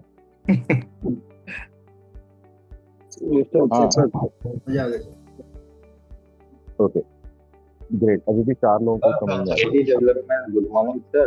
मैंने कहा फ्रेंचाइजी डेवलपमेंट के ऊपर भी कुछ आप थोड़ा सा क्या वो दैट इज B2B से फ्रेंचाइजी का बहुत ही आसान मॉडल होता है। लोगों को ना मॉडल की अंडरलाइन साइंस मालूम नहीं होती, लोगों को बस यही प्रॉब्लम है। फ्रेंचाइजी के अंदर लोगों को लगता है कि दूसरे बस आके मेरे बिजनेस में पैसा लगा दें, मगर इस चीज का कोई जवाब नहीं होता कि उनका पैसा मल्टीप्लाई कैसे हो। कि आपको फ्रेंचाइज मॉडल के अंदर अगर आप दूसरे का पैसा मल्टीप्लाई करवाने का मॉडल अगर आप बना ले तो लाइन लग जाएगी आपके घर के बाहर। लोग कहेंगे मेरा पैसा ले लो, मेरा पैसा ले लो, मेरा पैसा ले लो, और आप मना करते फिरोगे यार इतना पैसा आ गया और नहीं संभाल सकता, अभी रख अपना पैसा, जब चाहिए तब आगे बोल देना। फ्रेंचाइजी की साइंस बहुत आसान होती है। अब मैं यहाँ पे मार्केटिंग एंड सेल्स के कॉन्टेक्स्ट के अंदर कह रहा हूँ, मेरा ऑपरेशंस के अंदर कोई लेना देना नहीं है। ऑपरेशंस का पार्ट की मैं बात कर रहा हूँ कि अगर ऑपरेशंस आपके कंट्रोल के अंदर हैं, मेरे को मालूम नहीं है, मेरे से उसके ऊपर आप क्वेश्चन पूछोगे, शायद मेरे को उसका जवाब भी मालूम नहीं होगा, हो सकता है मालूम हो सकता है ना भी मालूम हो। मगर मार्केटिंग एंड सेल्स फ्रेंचाइजी के अंदर रिलेटिवली बहुत आसान है। क्यों? क्योंकि अगर आपने किसी को बोला कि यार तेरे पास पैसा है, मेरे पास समझदारी है, मैं तेरा पैसा कैसे मल्टीप्लाई करना है ये करके मैं बता सकता हूँ, कोई क्यों मना करेगा पैसा मल्टीप्लाई करने की?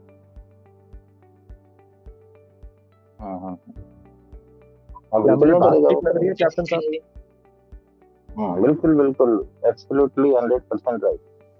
तो फ्रेंचाइज मॉडल आपका कब नहीं चलता? जब आपके पास एनएफ फ्रेंचाइज नहीं आते। क्यों नहीं आते? क्योंकि आपको इस चीज का जवाब नहीं है। पैसा दे तो दूं, मगर मेरे को विश्वास नहीं है तो मेरा पैसा डुबो देगा।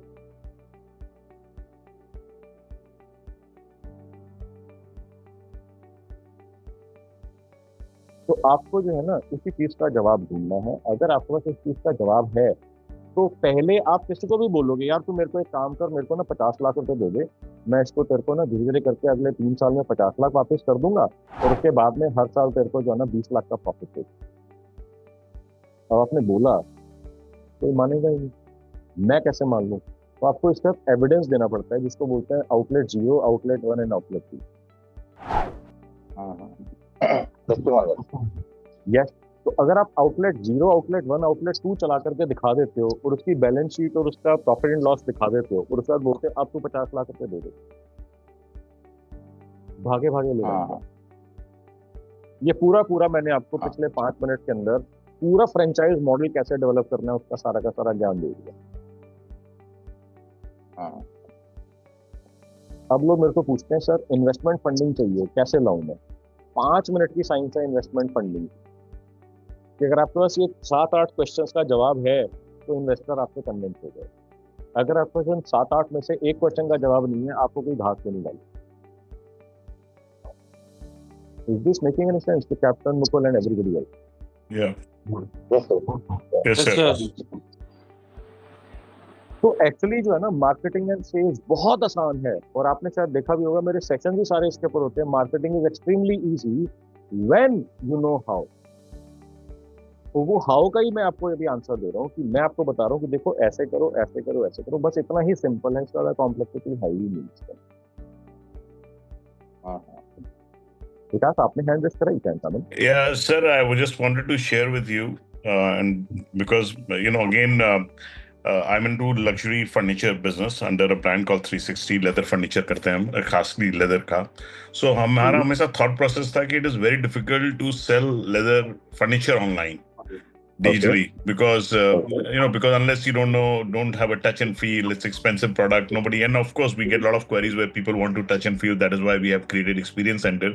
But what I've realized recently, sir, after and that was my thought कि नहीं होता है, but to my surprise, I mean, I'm shocked to see that there is a lot of noise, and there are people really, once you are able to establish the brand, there are a lot of people very keen to buy online, and they are buying.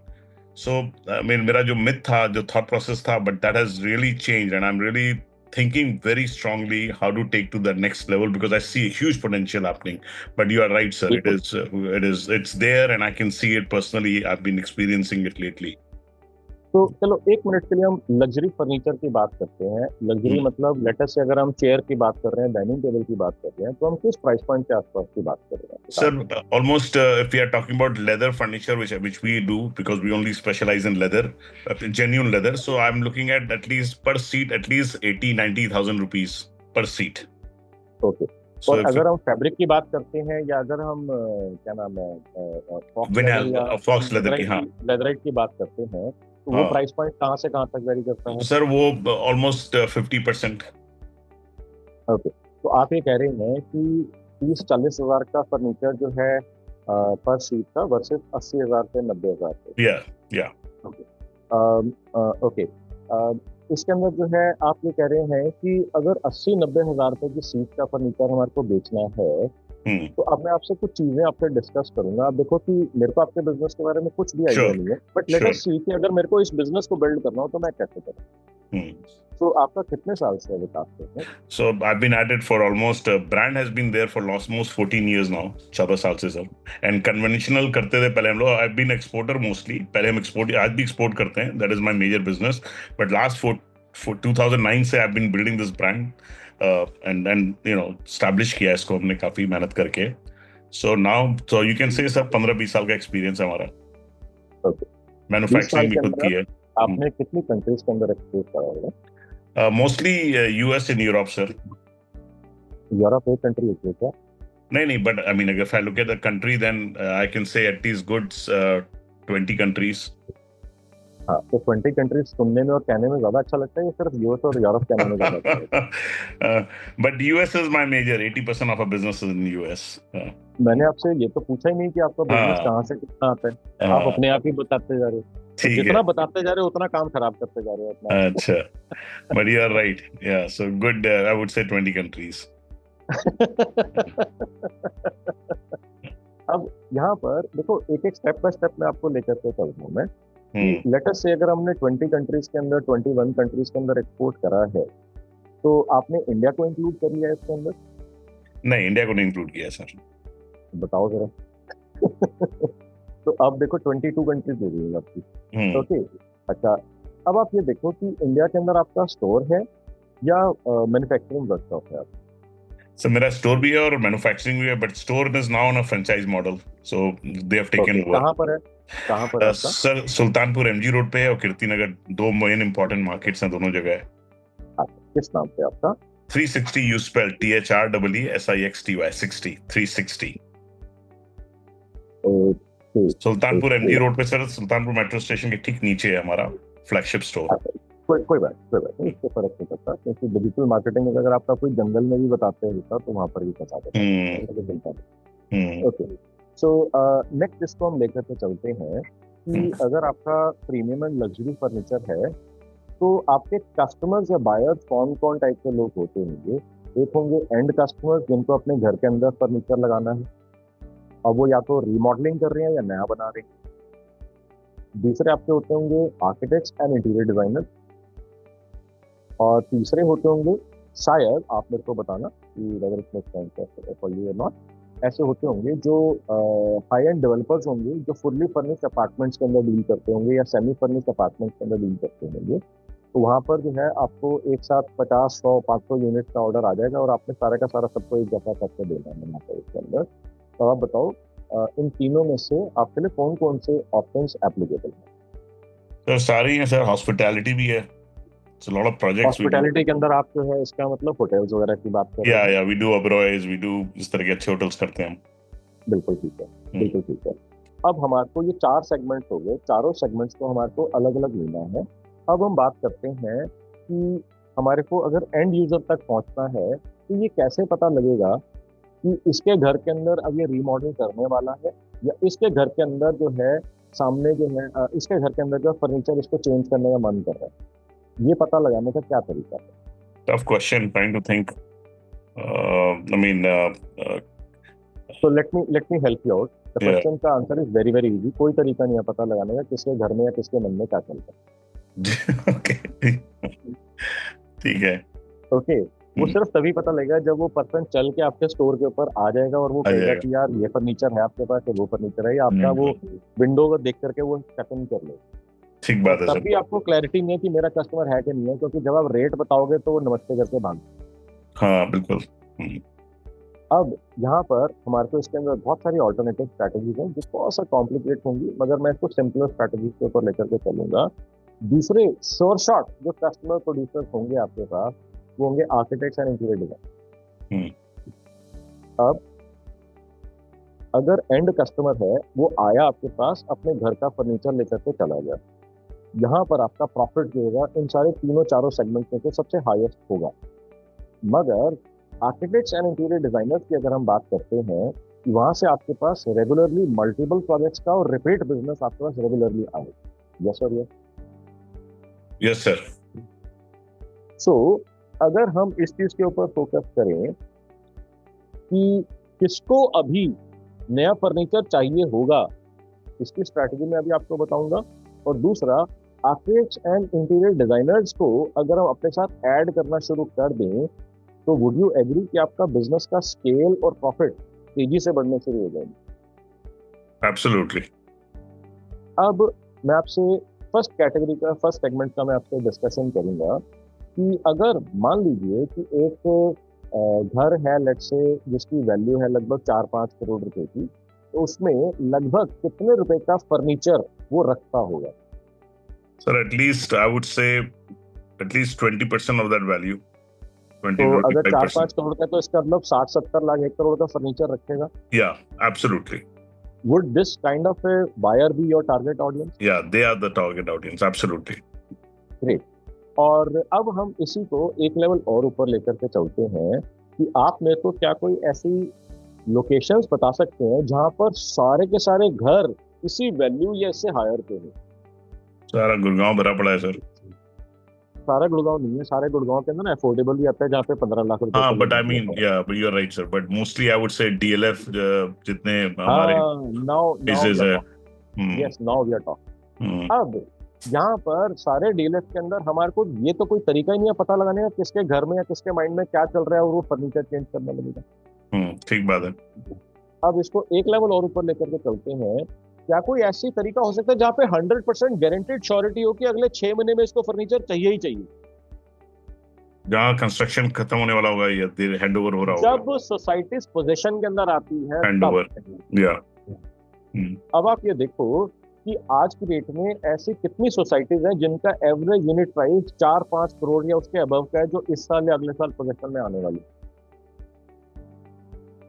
तो एक society मतलब कम से कम 150, 200, 300 flat या 300 unit, ये सारे के सारे potential buyers हो गए आपके। बिल्कुल। अब इसको हम एक लेवल और डीपर लेकर के चलते हैं।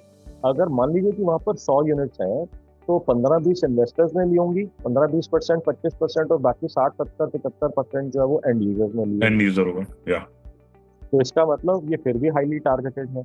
अब अगर हम बात करते हैं इन्वेस्टर्स के पर्पस की, तो इन्वेस्टर्स का जनरली इन्वेस्टमेंट वो क्यों करते हैं इस तरीके के अंदर, उनके दो रीजन होते हैं। एक होता है एप्रिसिएशन कितना होएगा और रेंटल कितना आएगा। अब with good interior rental higher होगा, सेम रहेगा या कम होगा? ज्यादा होगा सर, ऑब्वियसली। बस तो अगर मान लीजिए गुड इंटीरियर है, यूनिट वेल केप्ट है, तो उसका एप्रिसिएशन ज्यादा होगा, सेम रहेगा या कम हो जाएगा? ज्यादा रहेगा सर। तो इसका मतलब इंटीरियर डिजाइनर और आप दोनों मिल करके उसकी एप्रिसिएशन वैल्यू और उसकी रेंटल यील्ड को इंक्रीज करने में कंट्रीब्यूट कर सकते हैं। तो इसका मतलब हम सिर्फ एंड यूजर को ही नहीं, हम इन्वेस्टर्स को भी टारगेट कर सकते हैं। देखो आपको कैसे क्लब होगा ये दोनों चीजें। तो इसका मतलब पूरी सोसाइटी में अगर मान लीजिए 200, 300, 500 फ्लैट्स हैं, वो सारे के सारे आपके टारगेट होंगे। क्यों 100% श्योरिटी के साथ में? क्योंकि उसकी यूनिट की वैल्यू आज की डेट में मान लीजिए 6 करोड़ की है, 3 करोड़ की है, 5 करोड़ की है, 4 करोड़ की है, तो इसका आपके टारगेट हो जाते हैं। अब डिफरेंस सिर्फ इस चीज के ऊपर रह जाएगा कि बसना कब शुरू हो जाएगी। पोजीशन आने के अंदर 1 साल के अंदर बचना शुरू हो जाएगा। आपको मार्केटिंग कब स्टार्ट करनी है? पोजीशन आने से जस्ट पहले या पोजीशन आने के बाद? सर जस्ट बाद में, पोजीशन के तुरंत बाद में करेंगे। बिल्कुल ठीक है। अब किस तरीके की मार्केटिंग होगी? स्ट्रेटेजी नंबर 1 कि वहां पर मान लीजिए 300 यूनिट्स है, तो 300 यूनिट्स के ओनर्स के नाम और नंबर निकाले जा सकते हैं कि नहीं निकाले जा सकते? मत कहना कि नहीं निकाले जा सकते, नहीं तो पेट खाना पड़ेगा। निकाला जा सकता। ठीक है ना। अब अगर वो नंबर्स निकल आएंगे तो क्या स्ट्रेटेजिक वीडियो मार्केटिंग करी जा सकती है 300 लोगों तक पहुंचने के लिए? बिल्कुल कर सकते हैं। हो गया काम आपका। अब इन 300 में से या तो लोग खुद करेंगे या इंटीरियर डिजाइनर को हायर करेंगे। तो क्या हमारी मार्केटिंग के अंदर ये एंगल लिया जा सकता है कि अगर आपको XYZ लेवल का फर्नीचर चाहिए तो हमारे से बात करें, अगर आप इंटीरियर करना चाहते हैं तो अपने इंटीरियर डिजाइनर को हमारे से कनेक्ट कर दिए, will be happy to coordinate with them and give them the designs accordance या व्हाटएवर कंप्लायंस जो उनको चाहिए उसके हिसाब से बना के दें। Yes sir, true. लॉजिकली आप देख रहे हो कैसे बिल्ड होता चला जाएगा। अब पूरे गुड़गांव के अंदर, पूरे दिल्ली के अंदर, पूरे NCR के अंदर सिर्फ एक ही सोसाइटी तो नहीं होगी जो इस वैल्यू के और हमारे रूल्स के हिसाब से फिल्टर कर पाएंगे, जिनका पोजीशन 2025 के अंदर 2026 में आना होगा। तो ऐसे आपके पास थाउजेंड्स ऑफ यूनिट्स पे आपके पास अपॉर्चुनिटी आएगी, थाउजेंड्स में। बात समझ में नहीं आ रही? या एग्री विद यू सर।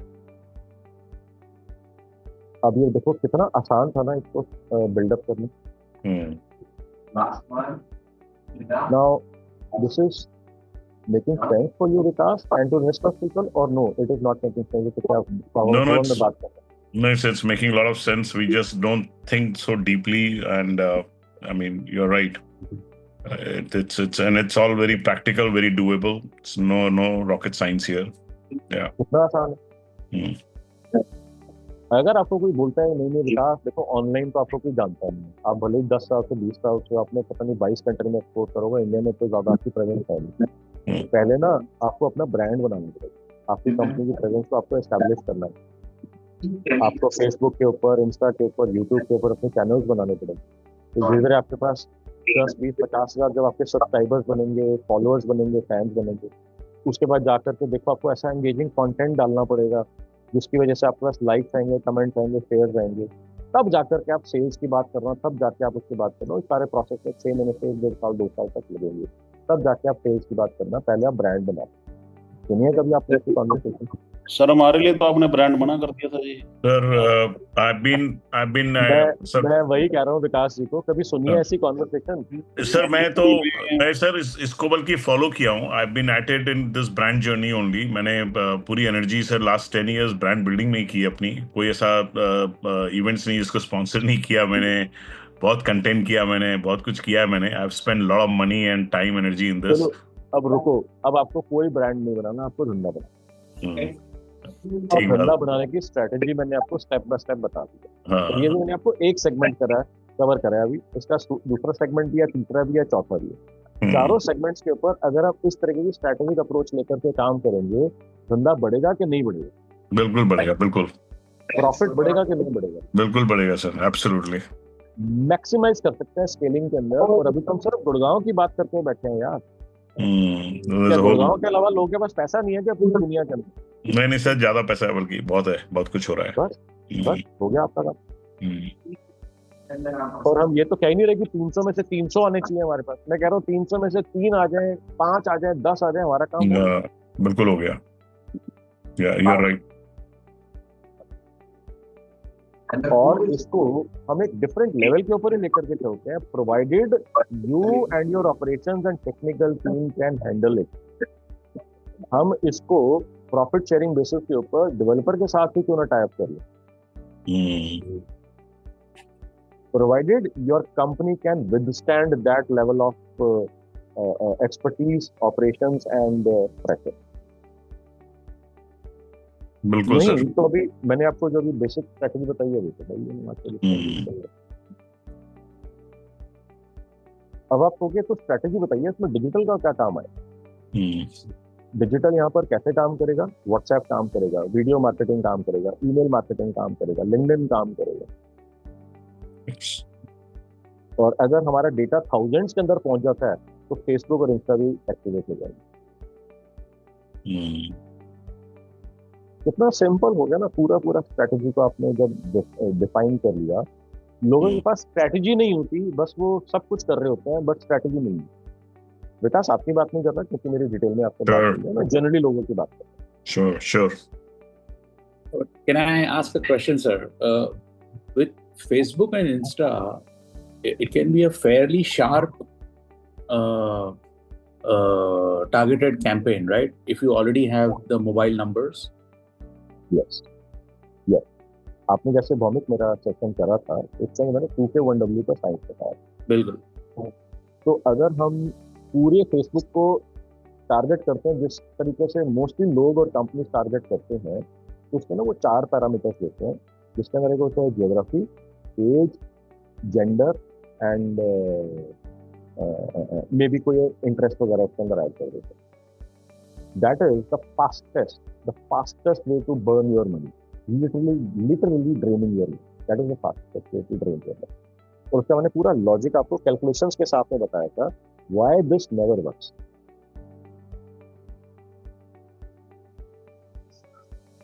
याद है किसी को लॉजिक? मैंने आई थिंक सेशन के अंदर भी डिस्कस करता, पिछले कुछ सेशन के अंदर भी डिस्कस करता, किसी को याद है वो logic?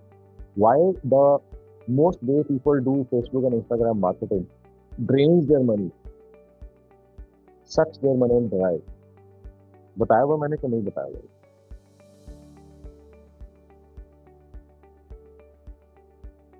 Don't recall, sir.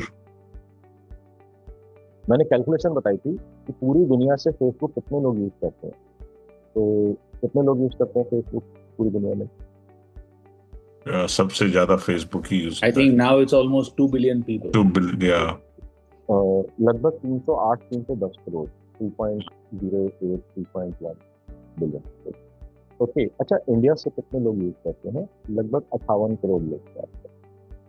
Okay, 58 crore यानी कि 580 मिलियन की मैं बात कर रहा हूँ। ओके, अब इंडिया के अंदर जो है टैक्स कितने लोग फाइल करते हैं? Does anybody have that number? Know that number? 1 crore लोग, ये 10 लाख नहीं। लगभग 6.5-7 करोड़ लोग टैक्स फाइल करते हैं। टैक्स फाइल करने का मतलब होता है कि टैक्स वो बोलते हैं कि मेरा बनता नहीं है, मैं सिर्फ बता रहा हूँ कि मेरा ये इनकम है, जो जनरली एम्प्लॉइज होते हैं। ओके, और टैक्स पे कितने लोग करते हैं? फाइल करने का मतलब सिर्फ गवर्नमेंट को ये बताना, यार मेरा टैक्स बनता नहीं है, ये भी टैक्स फाइलिंग का पार्ट होता है। एक्चुअली टैक्स पे कितने लोग करते हैं? लगभग 2.5 करोड़ 3 करोड़ लोग, या शायद 2-2.5 करोड़ लोगों के आसपास में टैक्स पे करते हैं। तो अगर हम 2.5 करोड़ लगाते हैं तो आप मेरे को ये बताओ कि 2.5 करोड़ लोग जो हैं जो टैक्स फाइल करते हैं वो 140 करोड़ का कितने परसेंट है? 1.5%। नहीं सर, 0.5% और भी कम हुआ सर, 0.5 I think it अरे is 140 करोड़ का 1% होता है 1.4 करोड़। बिल्कुल। अगर हाँ 2.5 करोड़ 3 लोग हैं तो अगर 3 करोड़ होते हैं तो 2 पॉइंट कुछ परसेंट हो जाता ना, 2 हाँ less than 3 परसेंट के आसपास। या ठीक है ठीक है ना। तो इसका मतलब 2-2.5% लोगों के आसपास में टैक्स पे करते हैं। अब आप मेरे को ये बताओ कि 2.5 करोड़ लोगों में से टैक्स पे करते हैं, इसमें से ऐसे लोग भी तो होंगे जिनका सिर्फ मात्र 500 रुपए का या 1000 रुपए का या 5000 रुपए का टैक्स बन रहा है साल का। अब यहाँ पर इसी लॉजिक को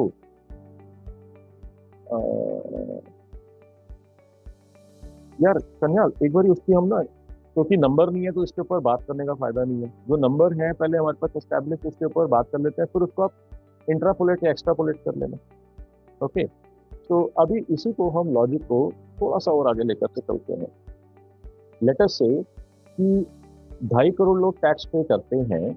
जो 2.5 करोड़ लोग टैक्स पे कर रहे हैं उसमें से जो कम टैक्स पे करने वाले लोग होंगे वो ज्यादा होंगे, या जो ज्यादा टैक्स पे करने वाले लोग होंगे वो ज्यादा होंगे? ऑब्वियसली कम जिनका टैक्स होगा वो ज्यादा होंगे। तो हम इसको 80-20 कर लेते हैं। हम ये बोल रहे हैं कि 80% टैक्स कलेक्शन जो है 20% टैक्स पेयर्स के थ्रू आता होगा। क्या ये बात आप एग्री कर सकते हैं? या 100% सर। एक्चुअल नंबर जो है इसके बहुत ही ज्यादा स्क्यूड है। तो 595 या 1090 के आसपास है, बट 80-20 रूल तो सबको समझ में आता है, इसलिए मैं 80-20 कर रहा हूँ। तो इसका मतलब 2.5 करोड़ का 20% कितना होगा?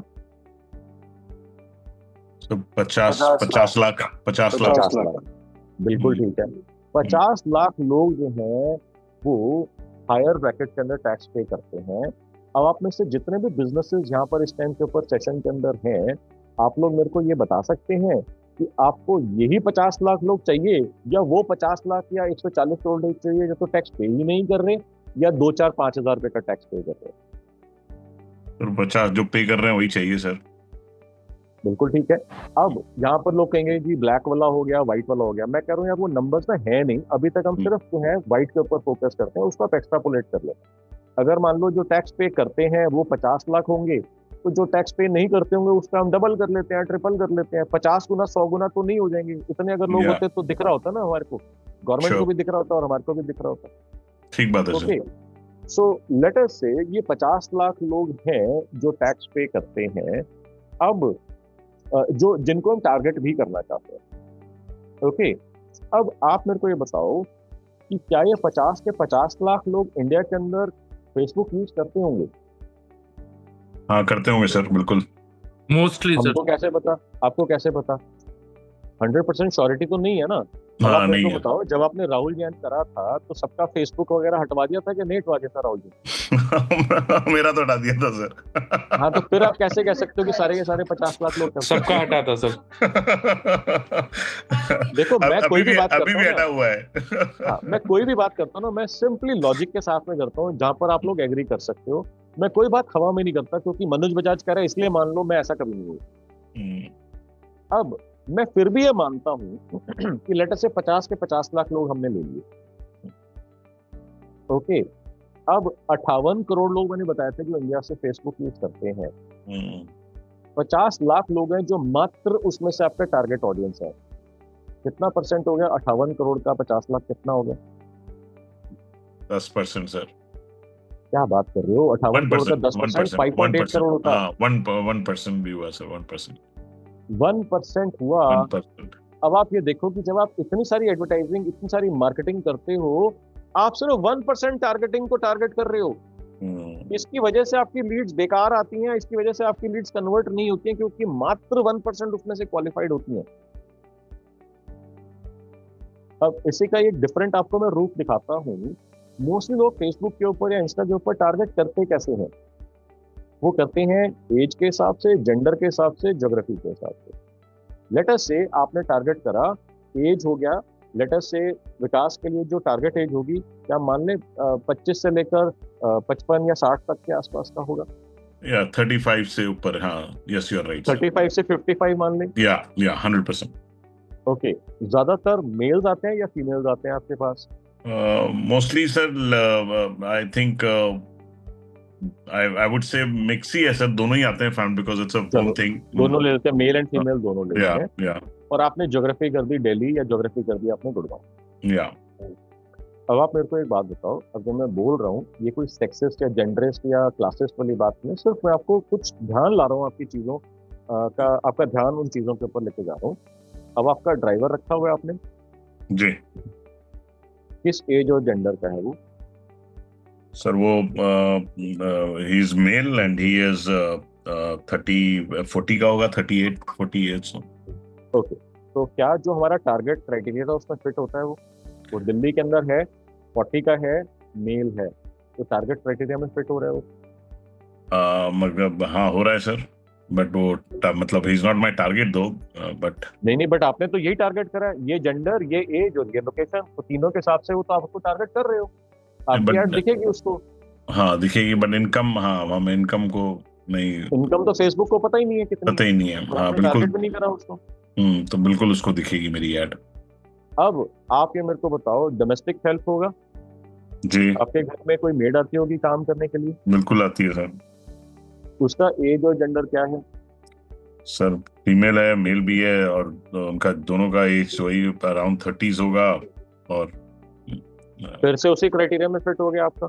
या बिल्कुल हो गया sir, 100%। Are they your target audience? No, they are not my target audience. So आप देखो, आपके घर में माली होगा, आपके घर में हो सकता है कुक होंगे, शेफ होंगे, XYZ होंगे। अब यहाँ पर फिर से मैं बता रहा हूँ, कोई क्लासिस्ट या कोई जेंडरिस्ट या कोई ऐसी मैं अप्रोच ले रहा, सिर्फ आपका ध्यान ला रहा हूँ कि देखो आप कैसे टारगेटिंग कर रहे हैं। ट्रू। और फिर जब ऐसी लीड्स आती होंगी, क्योंकि आपने बड़ी सुंदर सी इमेज लगा दी वहां पर, उसने लीड के ऊपर बटन दबा दिया, आपके पास लीड आ गई, जब आपने बोला ये 90,000 की चेयर है, गायब हो जाते होंगे। या फिर पीपी प्राइस प्लीज आता होगा, जब उनको बोलते होगे इतने का है, गायब हो जाते होंगे, जवाब ही नहीं आता होगा, फोन उठाना बंद कर देते हैं। कभी आपने एक्सपीरियंस करा है ये चीज? हाँ सर, मेरी टीम बताती है, बहुत बार होता है ऐसा। आज आपको रीजन समझ में आ गया। अब somebody was saying कि नहीं जो ब्लैक वाले होते हैं वो तो ज्यादा होते हैं, कम होते हैं। अरे भैया ठीक है, 50 लाख का 1 करोड़ कर लो, 50 लाख का 2 करोड़ कर लो, तब भी आप देखो 58 करोड़ में से 2 करोड़ कितना नंबर हुआ? 2%, 3%, 4%। अब ये तो नहीं हो जाएगा 50 लाख का 50 करोड़ तो नहीं हो जाएगा ना, 25 करोड़ तो नहीं हो जाएगा ना।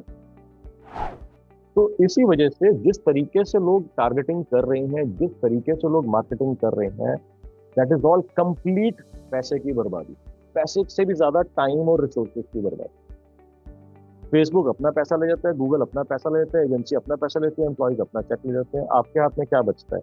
तो देखा कभी आपने क्या मतलब है?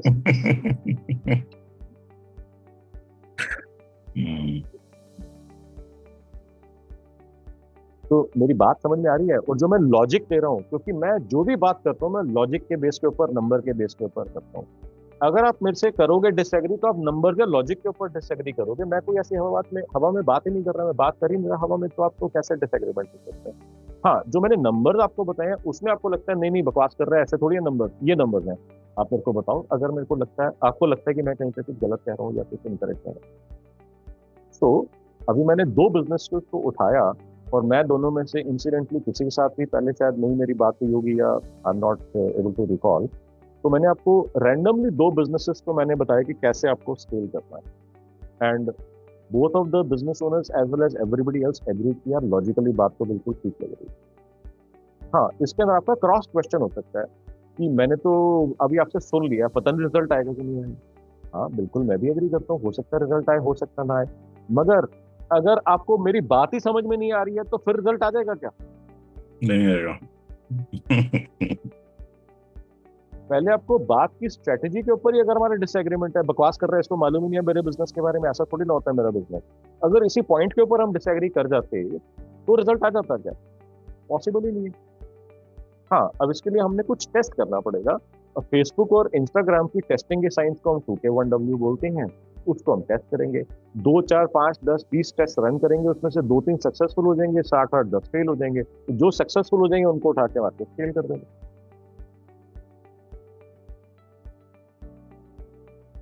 हाँ जी सुनीता जी, आप मेरे से बात कर सकते हैं। सो अब आप देखो कि किसी भी बिजनेस को ग्रो करा जा सकता है, और तेजी से ग्रो करा जा सकता है अगर आप डिजिटल को अपने साथ ऐड करिए।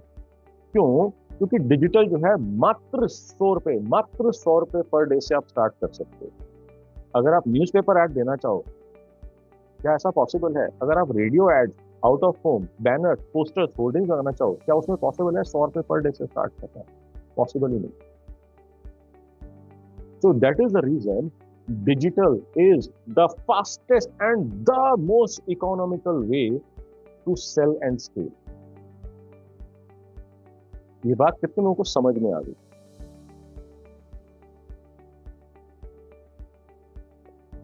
Yes sir. Yes, sir. तो सर मुझे मेरे इसमें फिर मुझे एक मतलब हम लोग को कंटिन्यू करते रहना चाहिए वो, चाहे हम लोग को रिजल्ट आपने लेट मिले. आपने स्ट्रैटेजी 1 आपने टेस्ट करी, आपने कहा स्ट्रैटेजी बेकार है, मेरे लिए काम नहीं करती, स्ट्रैटेजी 2 कर लो, स्ट्रैटेजी 3 कर लो, क्योंकि सारी स्ट्रैटेजी सारे बिजनेस के लिए एप्लीकेबल नहीं होती है. सर हमारा अब बिजनेस जो है वो फूड एंड बिवरेजेस का है, मैन्युफैक्चरिंग करते हैं और this is the seasonal business. ठीक है जी. तो how it will be in the digital?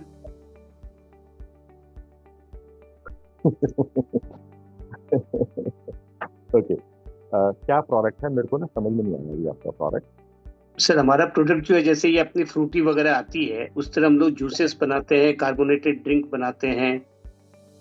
तो आप ये कह रहे हैं कि मेरा सीजनल क्यों है? ये तो आपको क्या ये अल्कोहल के साथ में ऐड करा जा सकता है? इनके मॉकटेल्स कॉकटेल्स बनाए जा सकते हैं? इसे अल्कोहलिक तो नहीं कर सकते क्योंकि उसमें तो लाइसेंस अरे वगैरह काफी आपने कुछ नहीं है. बनाना अल्कोहल, आपको रेसिपीज बनवानी है जिस तरीके से आपका प्रोडक्ट जो है अल्कोहल के साथ ऐड होके शराबी अपने मजे ले सके जिंदगी के. नहीं, वो तो लेते हैं लोग, वो तो हमारे पास जो प्रोडक्ट है उस पे वो अल्कोहल में मिक्स करते हैं, जैसे सोडा आपने हो क्या गया. करा उस चीज को बढ़ावा देने के लिए? हमने कुछ नहीं करा अभी. बस यहीं पे आपकी स्ट्रैटेजी छुपी हुई है. जो आप कह रहे हो ना सीजनल बिजनेस है, तो शराबी सीजनल नहीं होते. हेलो.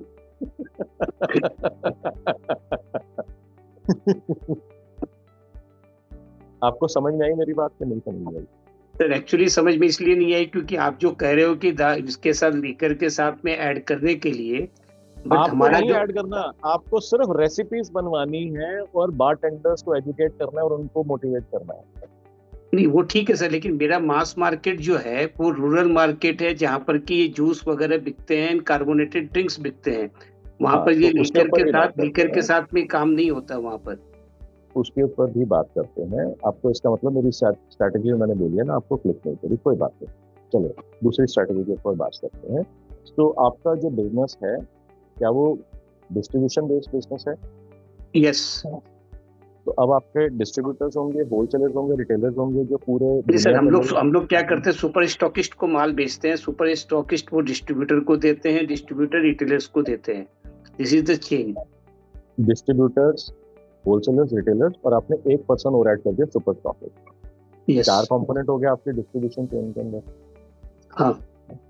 अब सुपर स्टॉकिस्ट जो होएगा, वहां से माल निकलेगा डिस्ट्रीब्यूटर पे जाएगा, फिर वहां से माल निकलेगा होलसेलर पे जाएगा, फिर उसके बाद माल निकलेगा रिटेलर पे जाएगा, फिर उसके बाद फाइनल कंज्यूमर के पास जाएगा. Yes. ओके, तो आपके जो है ना हर पॉइंट के ऊपर ग्रोथ पॉसिबल है. मैं आपको 2-3 बेसिक स्ट्रैटेजी बताता हूँ.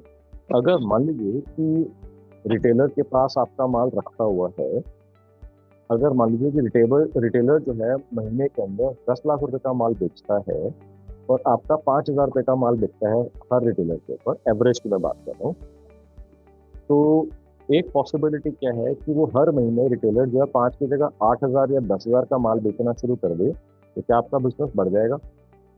काफी बढ़ जाएगा. ओके. अब अगर रिटेलर के पास बिजनेस बढ़ता है तो वो माल कहाँ से लेगा? वो होलसेलर से खरीदेगा. यस.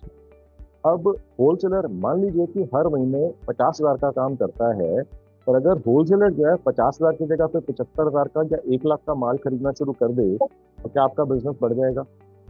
एकदम बढ़ेगा. सेम वे हम डिस्ट्रीब्यूटर की बात करते हैं. मान लीजिए डिस्ट्रीब्यूटर जो है हर महीने 5 करोड़ की सेल करता है, जिसमें से 5 लाख रुपए की आपके प्रोडक्ट की सेल होती है. अगर वो 5 की जगह 7 लाख, 8 लाख, 10 लाख का माल आपसे खरीदना शुरू कर दे, तो क्या आपका बिजनेस बढ़ जाएगा? बढ़ जाएगा. तो अब आपको देखना है हर स्टेप के ऊपर आपके पास मिनिमम 2 पॉसिबिलिटी है. 1, एक कहते हैं जिसको हम शेयर ऑफ वॉलेट, कि डिस्ट्रीब्यूटर जो है जो भी सेल आपकी कर रहे हैं हर महीने, अगर हम उस सेल को बढ़ा दें अभी एग्जिस्टिंग नंबर ऑफ डिस्ट्रीब्यूटर्स के साथ में, तो हमारा बिजनेस बढ़ सकता है. और साथ ही साथ में अगर हम नंबर ऑफ डिस्ट्रीब्यूटर्स बढ़ा दें तब भी हमारा बिजनेस बढ़ सकता है. सेम वेज होलसेलर का जो है अगर हम शेयर ऑफ वॉलेट बढ़ा दें तब भी आपका बिजनेस बढ़ सकता है, नंबर ऑफ होलसेलर्स बढ़ा दें तब भी आपका बिजनेस बढ़ सकता है। Same this is applicable for retailers कि अगर आपका रिटेलर का शेयर ऑफ वॉलेट बढ़ जाए तो भी आपका बिजनेस बढ़ सकता है, और नंबर ऑफ रिटेलर्स बढ़ा दें तब भी आपका बिजनेस बढ़ सकता है। ये बात आपको समझ में आ रही है? आ रही है सर। मेरा इसमें प्रॉब्लम क्या है कि हम लोगों का जो प्रोडक्ट है, ये प्रोडक्ट क्या होता है कि जब गर्मी रहेगी या मौसम अच्छा रहेगा तो क्या बॉडी इनटेक करेगी, या बॉडी जब इनटेक करेगी तो ये सेल होगा। जब बॉडी इनटेक नहीं करेगी या मान लीजिए वैसी मौसम है तो ये माल नहीं बिकेगा, चाहे हम कितने डिस्ट्रीब्यूटर बढ़ा दें, कितने हम होलसेलर्स बढ़ा दें, उसके बावजूद भी क्या होगा कि जब तक कैप नहीं खुलेगी बॉटल की, तब तक जब कंजम्पशन नहीं होगा तब तक सेल होगा कैसे? हाँ, तो इसका मतलब आप जिस ज्योग्राफी के अंदर ये बिजनेस कर रहे हो, आपको थोड़ा सा ज्योग्राफी को चेंज करना पड़ेगा, जहाँ पर सारा साल मौसम एक जैसा रहता है, जहाँ पे सारा साल बॉडी एक्सेप्ट कर लेती है। क्या ये बात आपको क्लिक करती है? मैं इसका एक दूसरा एग्जाम्पल लेकर के बताऊँ आपको। हाँ, इसका दूसरा एग्जाम्पल लेकर के बताता हूँ मैं। एक मेरे पास बिजनेस ओनर आए जो कहते हैं कि हम ना premium and high end luxury woollen wear, winter wear हम बनाते हैं, जिसके अंदर हम कैशमेयर और पीस और उसको बनाते हैं, और कहते हैं हमारा जो सबसे सस्ता प्रोडक्ट है हमारे पास वो $800 का। और इंडिया के अंदर जो है ना बड़ी लिमिटेड सी मार्केट है उसकी, एक तो $800 वाला अफोर्डेबिलिटी का, प्लस इंडिया के अंदर जो है 3-4 महीने 2 महीने सर्दी रहती है, बाकी सारा साल तो गर्मी रहती है। तो उसका तो सबसे आसान तरीका क्या होगा कि आपको जो है ऐसी कंट्रीज ढूंढनी है जहाँ पर जब इंडिया में गर्मी हो वहाँ पर सर्दी हो, और ऐसी कंट्रीज ढूंढनी है जहाँ पे सारा साल सर्दी हो और ले होल्ड कर सके आपका प्रोडक्ट। तो ज्योग्राफी चेंज करते ही हमारे इस प्रॉब्लम की सोल्यूशन मिलेगा। सेम चीज़ आपके लिए भी एप्लीकेबल है। अगर आप कहते हो कि सिर्फ 4 महीने बॉडी एक्सेप्ट करती है, तो मैं इस लॉजिक से एग्री नहीं करता, क्योंकि ऐसे आपको जगह ढूंढनी है जहाँ पर सारा साल गर्मी रहती है, या सारा साल जहाँ पर जो है एक साथ इस तरीके होते हैं, कोस्टल एरियाज आ जाते हैं। अब आपको ये देखना है कि आपको कोस्टल एरियाज के अंदर एंट्रेंस कैसे बिल्ड करनी है। अगर आप ऑलरेडी वहाँ पर नहीं हैं तो आपको वहाँ तक कैसे पहुँचना है। तो आपको वहाँ पर डिस्ट्रीब्यूशन नेटवर्क को आपको डेवलप करना है। और जो मैंने अभी आपको बताया कि मैं इस बात से एग्री नहीं करता आपसे कि मैं जितना मर्जी रिटेलर बढ़ा दूं। अरे भैया, रिटेलर बढ़ाने से आपकी रीच बढ़ेगी, आप ज़्यादा कस्टमर्स तक पहुंच पाओगे। होलसेलर्स बढ़ाने से आपकी रीच बढ़ेगी, आप ज़्यादा कस्टमर्स तक पहुंच पाओगे। इवन इफ आपको वो 3 महीने या 4 महीने ही बेचना है, इवन इफ आपको 3 महीने या 4 महीने ही बेचना है, अभी आप मान लीजिए 1 करोड़ लोगों तक पहुंच पाए, तब आप 2 करोड़ लोगों तक पहुंच पाएंगे। हाउ कैन यू से कि मेरी सेल नहीं बढ़ेगी उन 3 महीनों के अंदर? रिटेलर बढ़ेंगे तो सेल बढ़ेगी। दिक्कत ये हो रही है कि रिटेलर्स माल लेना नहीं चाहते उस समय जब उनके पास से। इसका मतलब आपको बेचना नहीं आता। आप ये कह रहे हो रिटेलर दूसरे का माल बेच रहा है, मेरा नहीं बेच रहा, इसका मतलब हमारे को बेचना नहीं आता। हाँ, आप ये कहते हो रिटेलर लेता ही नहीं है जूसेस या कोई और नहीं लेता, मैं तब भी कहूंगा बेचना नहीं आता। ये बात आपको क्लिक कर रही है कि नहीं कर रही है? कर रही है। बस इस चीज के ऊपर हमारे को काम करना है, इतना ही सिंपल है। हमारे को ना कोर को पकड़ना है। हम कोर को छोड़ देते हैं, हम ब्रांड बनाने के अंदर घुस जाते हैं। अगर हमारे को कोर नहीं समझ में आ रहा कि रिटेलर को क्या कहने से, क्या बताने से, क्या दिखाने से, क्या सुनाने से, क्या पढ़ाने से मेरे को वहां से उसकी सेल बढ़ा सकता हूँ मैं।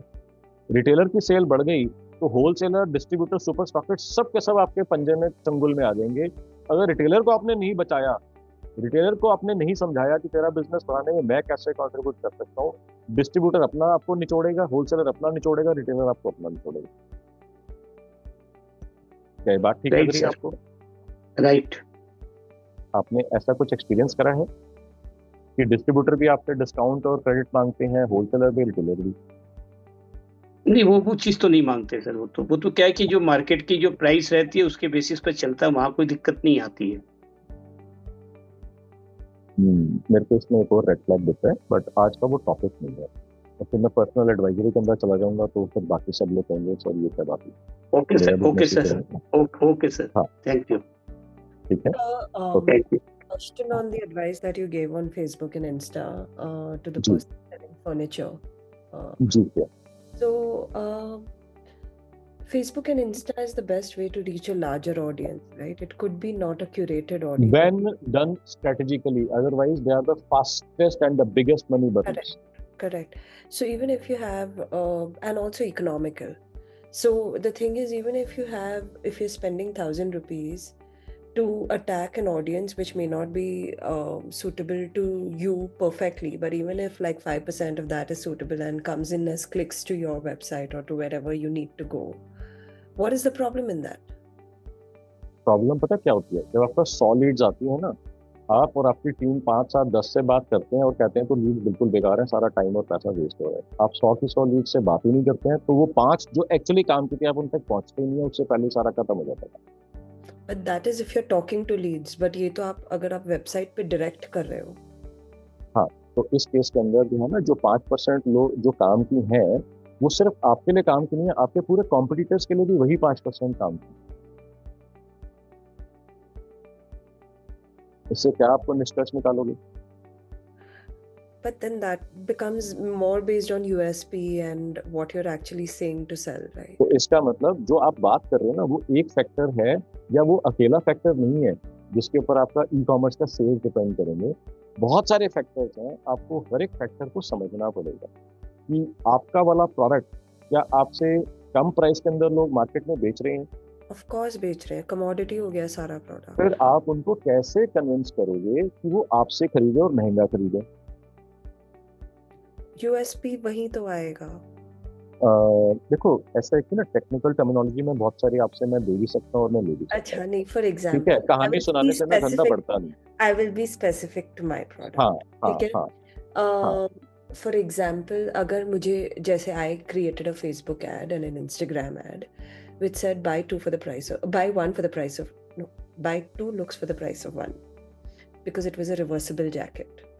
So it देखो worked। आपने जो है ना, जो भी कहानी सुनाई, आप ये मेरे को बताओ कि अगर उस कहानी को करने से आपका सेल्स बढ़ गए, आपके रेवेन्यूज इंक्रीज हो गए, प्रॉफिट्स इंक्रीज हो गए, then this is the right strategy to scale.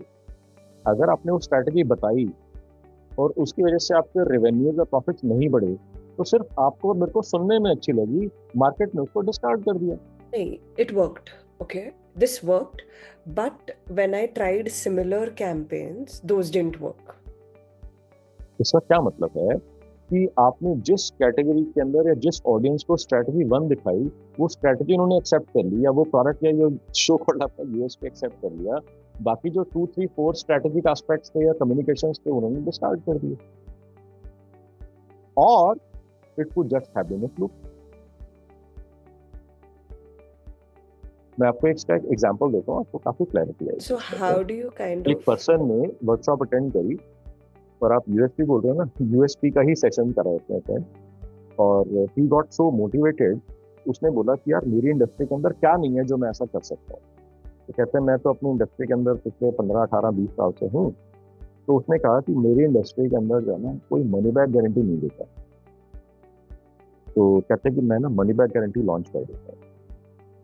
अब आपको सुन के क्या लग रहा है? बहुत ही इंटरेस्टिंग आइडिया, बहुत ही अमेजिंग स्टेप लिया उसने, मजा आ गया। यस और यस?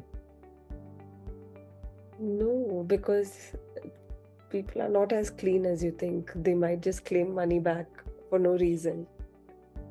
हाँ बिल्कुल ठीक है, आप ये कह सकते हो कि मैं तो लॉन्च नहीं करूंगी, लोग तो है पैसा मेरे से यूज भी कर लेंगे प्रोडक्ट खरीद के और फिर उसके बाद वापस करते हो कर मेरे देंगे। पास तो बहुत बार होता है ऐसे मार्केट प्लेसेस पे। ठीक है, मान लिया आपकी बात, बट मैं ये B2B बिजनेस की बात कर रहा हूँ। फैब्रिक फर्निशिंग, फैब्रिक की मैं बात कर रहा हूँ, जो सोफा वगैरह के कर्टन वगैरह के जो फैब्रिक होते हैं उनकी मैं बात कर रहा हूँ। उन्होंने जाकर के मार्केट के अंदर लॉन्च कर दी सीधी 100% मनी बैक गारंटी। तो मैंने कहा फिर तो बहुत बढ़िया रिस्पॉन्स आ गया होगा। क्या रहा? कहते सर उसी के लिए आपसे मीटिंग करने आया हूँ, रिस्पॉन्स ही नहीं आया, बिल्कुल किसी ने जवाब ही नहीं दिया। तो मैंने कहा क्या मतलब है इसका? कहते सर मैंने तो बड़ा मतलब एक्साइटमेंट में मैंने जब अटेंड करा था, वर्कशॉप सेशन करा था, तो मैंने जो है इसके अंदर सुना था कि जो सर थे वो भी बता रहे थे कि मेरी भी मनी बैक गारंटी होती है, और सर मनु सर आपकी भी मनी बैक गारंटी होती है, और हमारी इंडस्ट्री के अंदर मैंने देखा कोई मनी बैक गारंटी नहीं देता, तो मैंने मनी बैक गारंटी लॉन्च कर दी, मगर जवाब तो कुछ भी नहीं आया। मैंने कहा इसका मतलब मनी बैक गारंटी आपको सुन के अच्छा लगा, आपकी मार्केट के अंदर इंडस्ट्री ने उसको डिस्कार्ड कर दिया। इसका क्या मतलब है कि किसी भी चीज को लॉन्च करने से पहले आपको जो है ना टेस्ट करना होता है टेस्ट कैसे करेंगे? हम जाकर के अपने टारगेट ऑडियंस से टेस्ट कैसे करेंगे? मैं अपनी मम्मी से बात कर लूँ, अपने भाई से बात कर लूँ, अपने कजन से बात कर लूँ, तो क्या उसको टेस्टिंग माना जाएगा? या अपनी वाइफ से बात कर लूँ, वाइफ ने बोल दिया अगर ठीक है तो फिर टेस्टिंग की जरूरत भी है? It's a very small sample space. गलत क्वेश्चन अच्छा, जवाब गलत। अब श्रिया पूछो कैसे? जवाब गलत क्यों है कि आप, आपकी वाइफ, आपकी मम्मी, आपके पापा या मैं क्या सोचता हूँ डज नॉट मैटर। जिस पर्सन ने आपको अपनी जेब से पैसा निकाल करके देना है, सिर्फ और सिर्फ उसकी ओपिनियन मैटर करती है। ये बात समझ में आ रही है कि नहीं आ रही है? Yes. आपने सबसे डिस्कस कर लिया, none of those people were your target audience, even if all of them agreed, the scheme or the offer failed, bombed in the market. Why? Because none of the people you consulted or discussed with were your target audience. उनमें से किसी को भी आपको पैसा देकर के खरीदना नहीं था।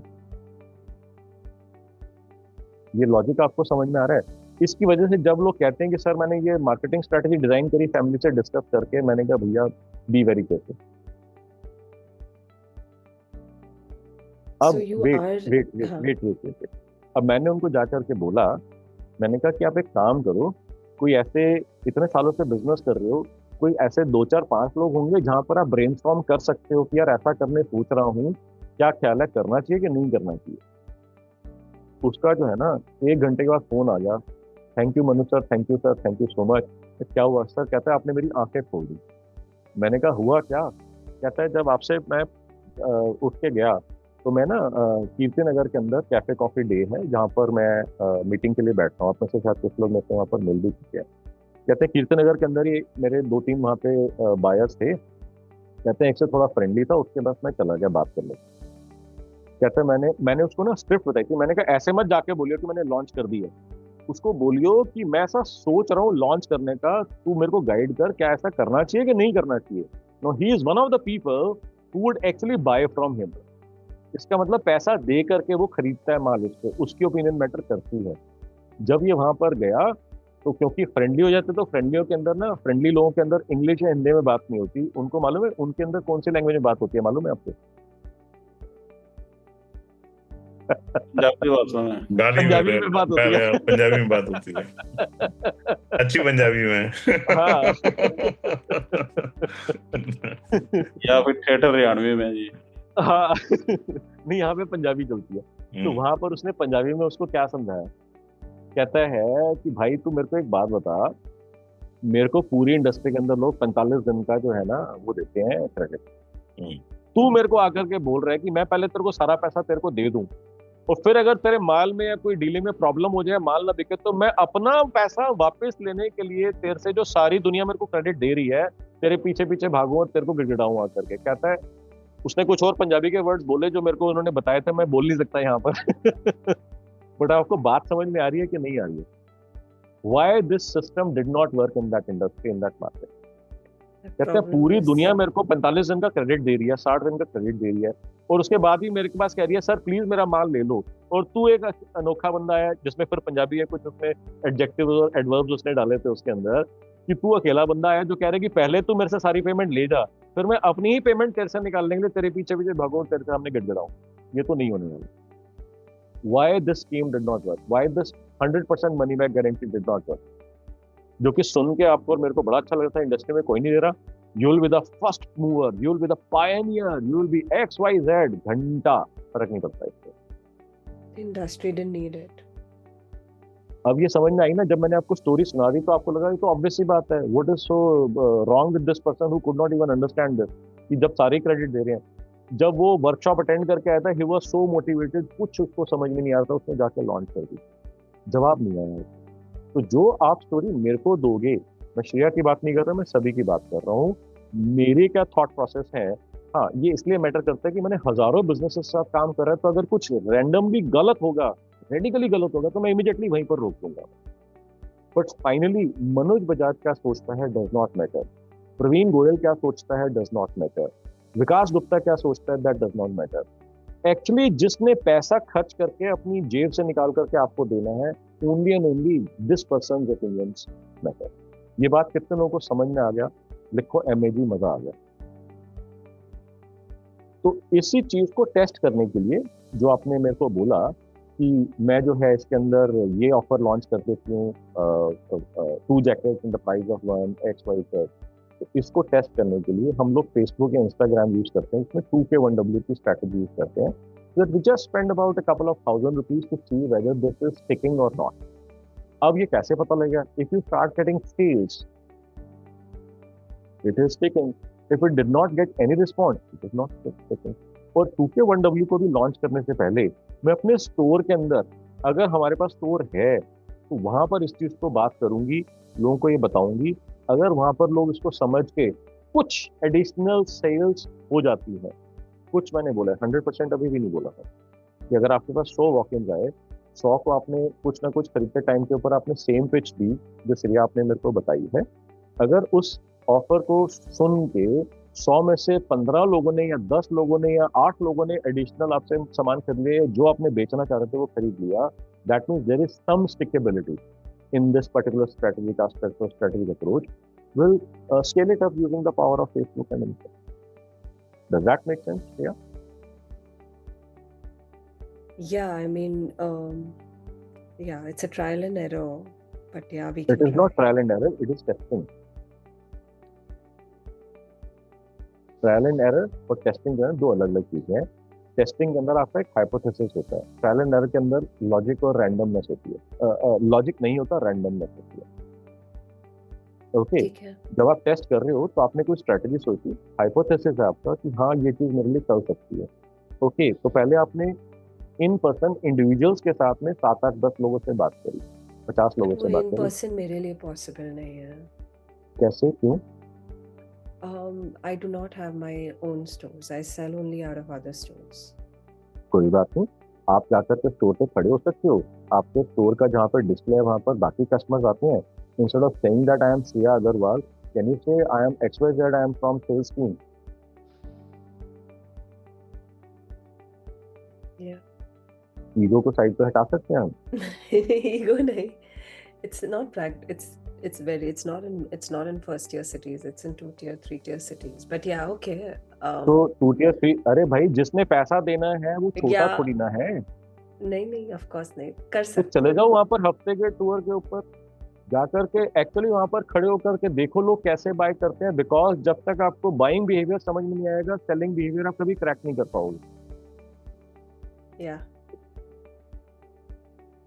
और पिछला सेशन जो था मैंने पूरा बाइंग बिहेवियर डिटेल में डिस्कस करता है, तो पिछला था या उससे 1-2 सेशन पहले का था, जिसके अंदर मैंने बताया था रेफरल मार्केटिंग के बारे में। समबडी सेड कि यार रेफरल मार्केटिंग तो बहुत अच्छी मार्केटिंग होती है। मैं ये बोल रहा हूँ सबसे खराब मार्केटिंग स्ट्रेटजी, खराब फिर से मैं गलत वर्ड यूज कर रहा हूँ, सबसे स्लोएस्ट मार्केटिंग स्ट्रेटजी है। इनफैक्ट मार्केटिंग स्ट्रेटजी है ही नहीं, वो पिछले जन्मों के कर्मों का फल है, क्योंकि आपने तो कुछ करा ही नहीं एक्टिवली उसके अंदर। तो जब मैंने रेफरल पूरा मॉडल आपको मैंने बताया था उसमें क्या गड़बड़ है क्या गलत है, लोग मेरे को बड़ा प्राउडली बताते हैं, sir the entire growth that we have seen in all these years is only because of word of mouth. अब मैं उसको मतलब सुन के मैं क्या बोलूं, बता इतना खुश है, उसकी खुश जिंदगी में आग थोड़ी लगाना चाहूंगा हर बंदे की। जब मैं उसको लॉजिक के नंबर्स निकाल के दिखाता हूँ तो उसकी जिंदगी में परेशानी हो जाती है, ये मैंने क्या करा इतने साल। बिकॉज जब भी हम बात करते हैं मेरा वर्ड ऑफ माउथ के ऊपर ही सारा बिजनेस चलता है, इसका मतलब आपको मार्केटिंग का कुछ भी आइडिया नहीं है हम क्या बात करते हैं। पूरा उसका मैंने नंबर्स निकाल करके कैलकुलेट करके मैंने सारे के सारे बताए थे। और आपको सबसे बड़ी इंपॉर्टेंट बात क्या है कि अगर आपका टीयर 2 टीयर 3 सिटीज है भी सही, आपने कुछ ना कुछ सोच समझ के ये प्लानिंग करी होगी मेरा प्रोडक्ट टीयर 2 टीयर 3 सिटीज में बिकेगा और ज्यादा बिकेगा। Yes. तो आपको अपने बायर से कम्युनिकेट करने में बिल्कुल कोई दिक्कत नहीं होनी चाहिए। Get out of your fancy cars and fancy homes, go out there and talk to the real people. और जब मैं आपके 5 मंथ्स के अंदर आओगे ना तो मैं आपको जबरदस्ती ये चीज करवाऊंगा, talk to 30 to 50 people who are real human beings. और ऐसी अमेजिंग इनसाइट्स निकल करके आती हैं, ऐसी अमेजिंग इनसाइट्स निकल करके आती हैं when you really talk to real human beings who are expected to pay you money. आप completely mind get blown away. मतलब ऐसी छोटी छोटी चीजें वहां पर वो बताते हैं जिसको हमने कभी सोचा ही नहीं होता। So with that note, thank you so much. Bye bye, and I'll see you next Wednesday. Thank you, sir. Okay, ji. Okay, bye bye. Okay. Thank you, sir. Thank you, sir. Okay, ji. Thank you. Bye.